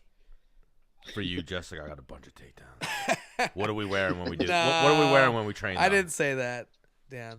I wouldn't do that, but I would bring baby oil. All right, so nice. Dan Ige, we want to thank you for joining us here on Menace and the Man, and don't be a stranger. For sure. Right on, guys. Well, thank you. And say no to danger. It's good talking to you guys. Say no to who? I miss you, dude. Say no to who? Danger. Oh, Danger. I think he said say no to Dana. I was like, why would he say no to Dana? Don't be a stranger. Say no to danger. Ooh, I like that. Yeah. That's a good one. Thank you. That's the only ones I come up with are good ones. All right, so Dan, all right, guys. Thank you again for joining us. And when you book your next fight, come back on. Yep. Or sure. If you make it out for the PFL, we're gonna get you in studio. We're gonna do something. We'll take you out to eat something. Yeah, Stan will give you HJ. No HJs. No HJs. He's a married man, and he's probably heterosexual. No. I feel like an HJ is okay. Not for me. Well, as long as it doesn't look you in the eyes, right? Not for me. Ah, Yeah, he's got like All right. he's got like a ginger beard. Oh, I'm a good-looking guy, Dan, but you don't want that for me. Come on. He's got a dad bod. maybe then. Just like Ben Askren. Just like Ben Askren. All right, seriously. All right, guys. This time. Goodbye. All right, Dan. Take it See ya. easy. Pretty good episode. It was all right. Let's do some fight picks before we get the fuck out of here. No, you're a piece of shit. Why am I a piece of shit? 'Cause we had great guests on. You're gonna say, hey, it's me. Lesnar's retiring, I think. Oh, Brock, I read Brock that. Lesnar's retiring. I read that during the show that if like a deal isn't closed, Ariel Helwani reported, or some shit like that. But did you watch those fights this weekend with Jacare versus Hermanson? No. Negative. Yeah. Negative. I Negative. had my kids this weekend, Negative. Yeah, this kid's at his retirement and I had party. my kids. All right. So we have. Let's see about this undercard. Oh, I don't think me and Menace care. I know I care about the undercard. Menace does not care about the undercard. Heard that. So we're gonna go with this main card. Andrew Sanchez versus Mark Andre Sanchez. Barbalut. I agree. Sanchez. Sanchez is actually a fan of the show. He likes a lot of our shit. He's a mean guy. Walt Harris versus Sergey Spivak. Harris. I'll go Walt Harris as well. He wears like a fucking very cool satchel. Who, Walt Harris? Yep. Ooh, your boy Marab is fighting this weekend. Brad Katona versus Marab Jakishvili. I know the dude that Marab is fighting is pretty tough. Katona, I think, won one of the Ultimate Fighter seasons. But Marab he's a killer, man. I've been kind of helping him with a little bit of his training. He's becoming Long Island MMA, and he's putting it together nicely. And he's like one of those Russians, like you will have to kill him before he gives up. Yeah. And now we got Cub Swanson versus Shane Burgos. Big step up for Shane Burgos. Yeah, huge. Now the thing is Cub is kind of a stand-up fighter. Yeah. He doesn't really do takedowns and stuff like that. So I had sparred against Shane getting ready for a fight, and I would just blow through him with a very explosive like takedown, because he stands pretty stand up He's or a straight striker, up Shane. and like kind of boxes. And This will be a striking fight, probably. yeah, right? yeah, and a good one because Shane has heavy hands too. Yeah. And he puts down a mat for you, like, yo, let's throw down right here. Like, come on. He's like, and I was like, fuck that. Who do you have there? You think Shane could pull that one off? Because Cub's an established veteran. Has he fought for the UFC title? I think he's fought for the UFC title. He's fought for the WEC title. He's very established. Now we've talked about this on previous shows, man. It's easier to become the champion than to stay the champion. So right now, Cub Swanson has the target on his back, whereas Shane is on this rise. You know what I mean? So for Cub thinks he's fighting down to a lesser guy than himself. This fight, all the pressure's on Cub Swanson. Yeah. Who do you think's gonna win though? Because Cub's last fight was that against what's the face we got choked out? No, Ortega? No, Was his last fight I Ortega? think I want to say Cub won his last fight, but let me check that because obviously. Because I mean, if his last loss is to Ortega, watch this one. We got this one working too. Boom. Now we can give this to people. I like this. Yeah. Yep. So what do we got there? Who was his last fight? He lost. He got submitted by Moicano. Oh, so is he on a 2-fight losing streak? Yeah. He lost to. It might be a 3-fight. Is it a 3-fight? Click his Wikipedia. See what it says. Oh, he's on a 3-fight losing streak. And his last win was Artem Lobov. So yeah, he's this might. What are the odds on this one? Because I tell you what, if Shane's the underdog, I'll throw a couple bones at him. I like Shane Burgos. I want to root for the Tiger Showmans and the local guy, but I almost feel like that's what's his name on a slide. So I'd have to think like the odds are probably even. He's fighting Shane Burgos? Yeah. Shane Burgos is plus 135 in that fight. So he's the underdog, Shane. The negative is the favorite. Yes. Yeah, but that's and like, that's close odds. That's close. Yeah. But even who is Shane Burgos for? And like, hang on, and Cub is super duper homies with Dillashaw, who got flagged and then also underwent surgery, so he doesn't have like his like number one. Yeah. But he's got Archuleta, right? Or how do you say that guy's name? Juan Archuleta and what's his name too? Alp trains out there. Yeah. And who's the other one we were talking about before? Pico. Yeah. How old is Cub? Ooh. Because Cub He's is old. I remember like, Cub being on my radar, and I would watch some of his like training things on like his Instagram and stuff like that, and like he was doing some crazy things. 35. Which, like, it's weird. 35, 36. At 145, I bet you he walks around like 175. Well, that's what I'm saying. Like 35, 36, that's a 37. shitty cut. He's been doing that cut for a very long time. I feel like at the lower weight classes, that's old. But at heavyweight or light heavyweight, you might still be okay. Like, you're still in there. Middleweight, you might be okay. But like 135, 145, I feel like 35, 36, 37, that's when you're like, it's getting dangerous there. You're losing your speed. Yeah. And everyone else is quick as fuck. So what do we think now? For this has been a 10-minute conversation on for Cubs betting Hockey. odds, I'm going Shane. All right. I'll go Shane Burgos just because I'm going to root for the Tiger Showman's guys. Has Shane, and I believe Shane's come to Long Island MMA before, right? You're kidding me, right? Well, you go to Tiger Showman's too. Yeah. So why are you being a dick? You've been to Tiger Showman's too, have you? Yeah, but he's been to Long Island MMA more. All right, well. I'll fucking bite you, Stan. That was after I broke my leg because I don't remember seeing Shane. I remember Arce. I remember all the other ones. I remember the dude Trezano coming to Lima. You should get a tattoo of like your leg being broken, so you don't have to tell everyone you broke it. They can just visibly look and see. I didn't tell anyone I broke my leg tonight. You brought it up, and you were talking shit about me. So I had to be like, we'll play it back and we'll see. All right, Derek Brunson, Elias Theodorou. Change the camera angle. To what? Oh, we'll get off that? All right, we'll go hard cam. Bang! Hard cam. Derek Brunson. Bang! Hard cam. Derek Brunson, Elias Theodorou. Do you know Elias Theodorou? See? He's been to Long Island MMA. I know he's come to Long Island MMA. I know he's trains a lot at Sarah's. Who do you got? Him versus Derek Brunson? You know what's crazy is like... He's got some good fucking hair. Brunson? Oh, he's like an amazing hair. Amazing hair. And you know what else he is? He's the ring dude for Invicta. Yes, he is. When I saw that, like when I first heard it, gave a little giggle. I thought it was a joke, and then when I first saw it, I was like, "Oh my god!" He's like shirts off and shit. It's so fucking funny, and he's a ring card girl. He's a ring card boy. Man. Ring card man. Yeah. Yes. Don't be insulting. I'm sorry, Elias. Now the thing is, so Derek Brunson, I would like to describe his fighting style as like win ugly. You know, like when I watch him fight, he's not throwing like technically sound strikes and Cormier versus Miocic 2, set for August 17th. So Brock is retiring. I think so. That's what it seems like. So one of the messages I got before was saying how Brock was going to retire if they didn't get a thing. What did he just throw on my face? Semen. A load of jizz? You douchebag. All right. Elias Theodorou, Derek Brunson. Who's going to win?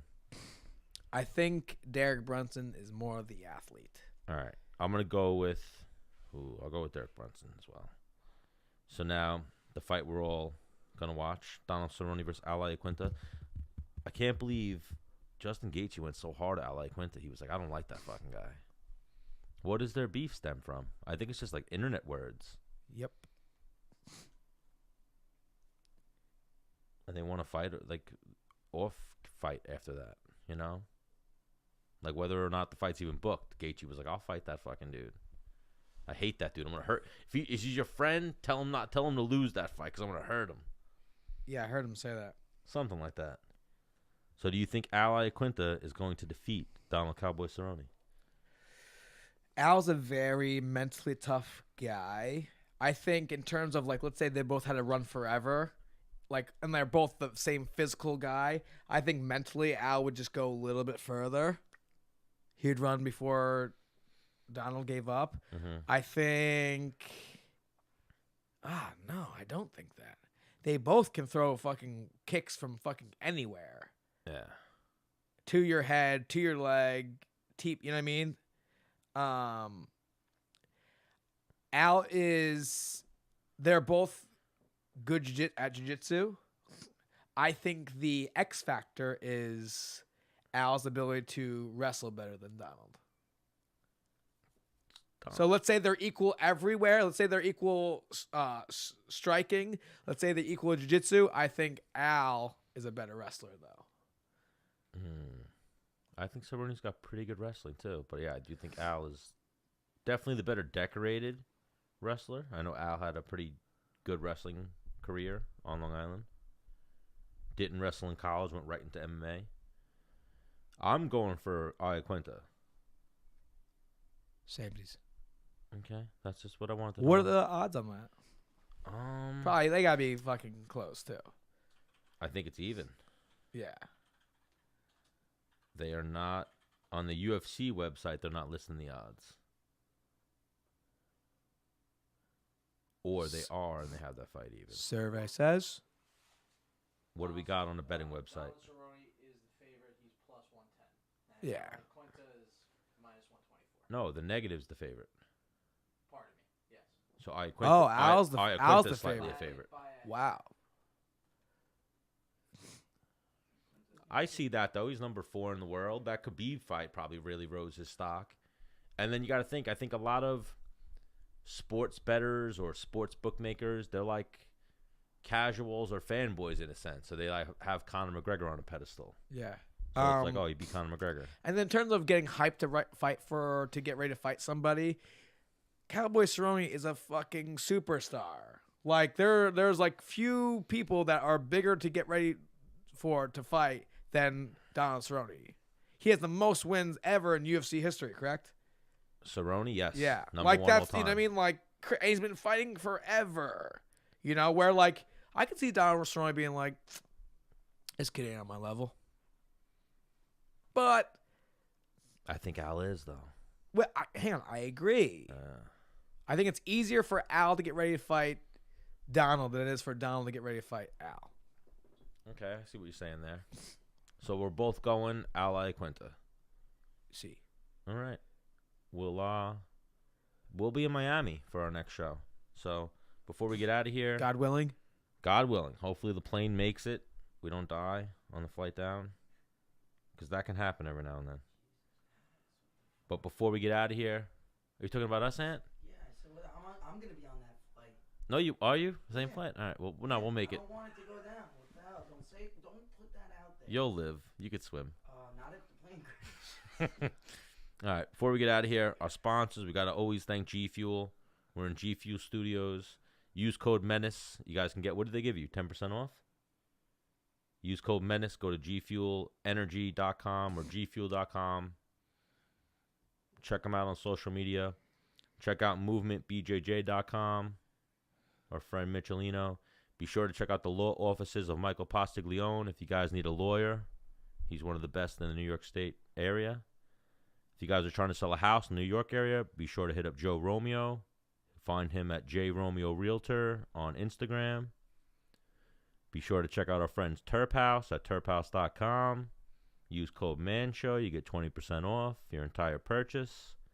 Stan, can you fucking use a little enthusiasm like you give a shit? I'm using mad enthusiasm. No, What do you're you not. mean? You're like, use a code. And the New York Fight Exchange, June 1st.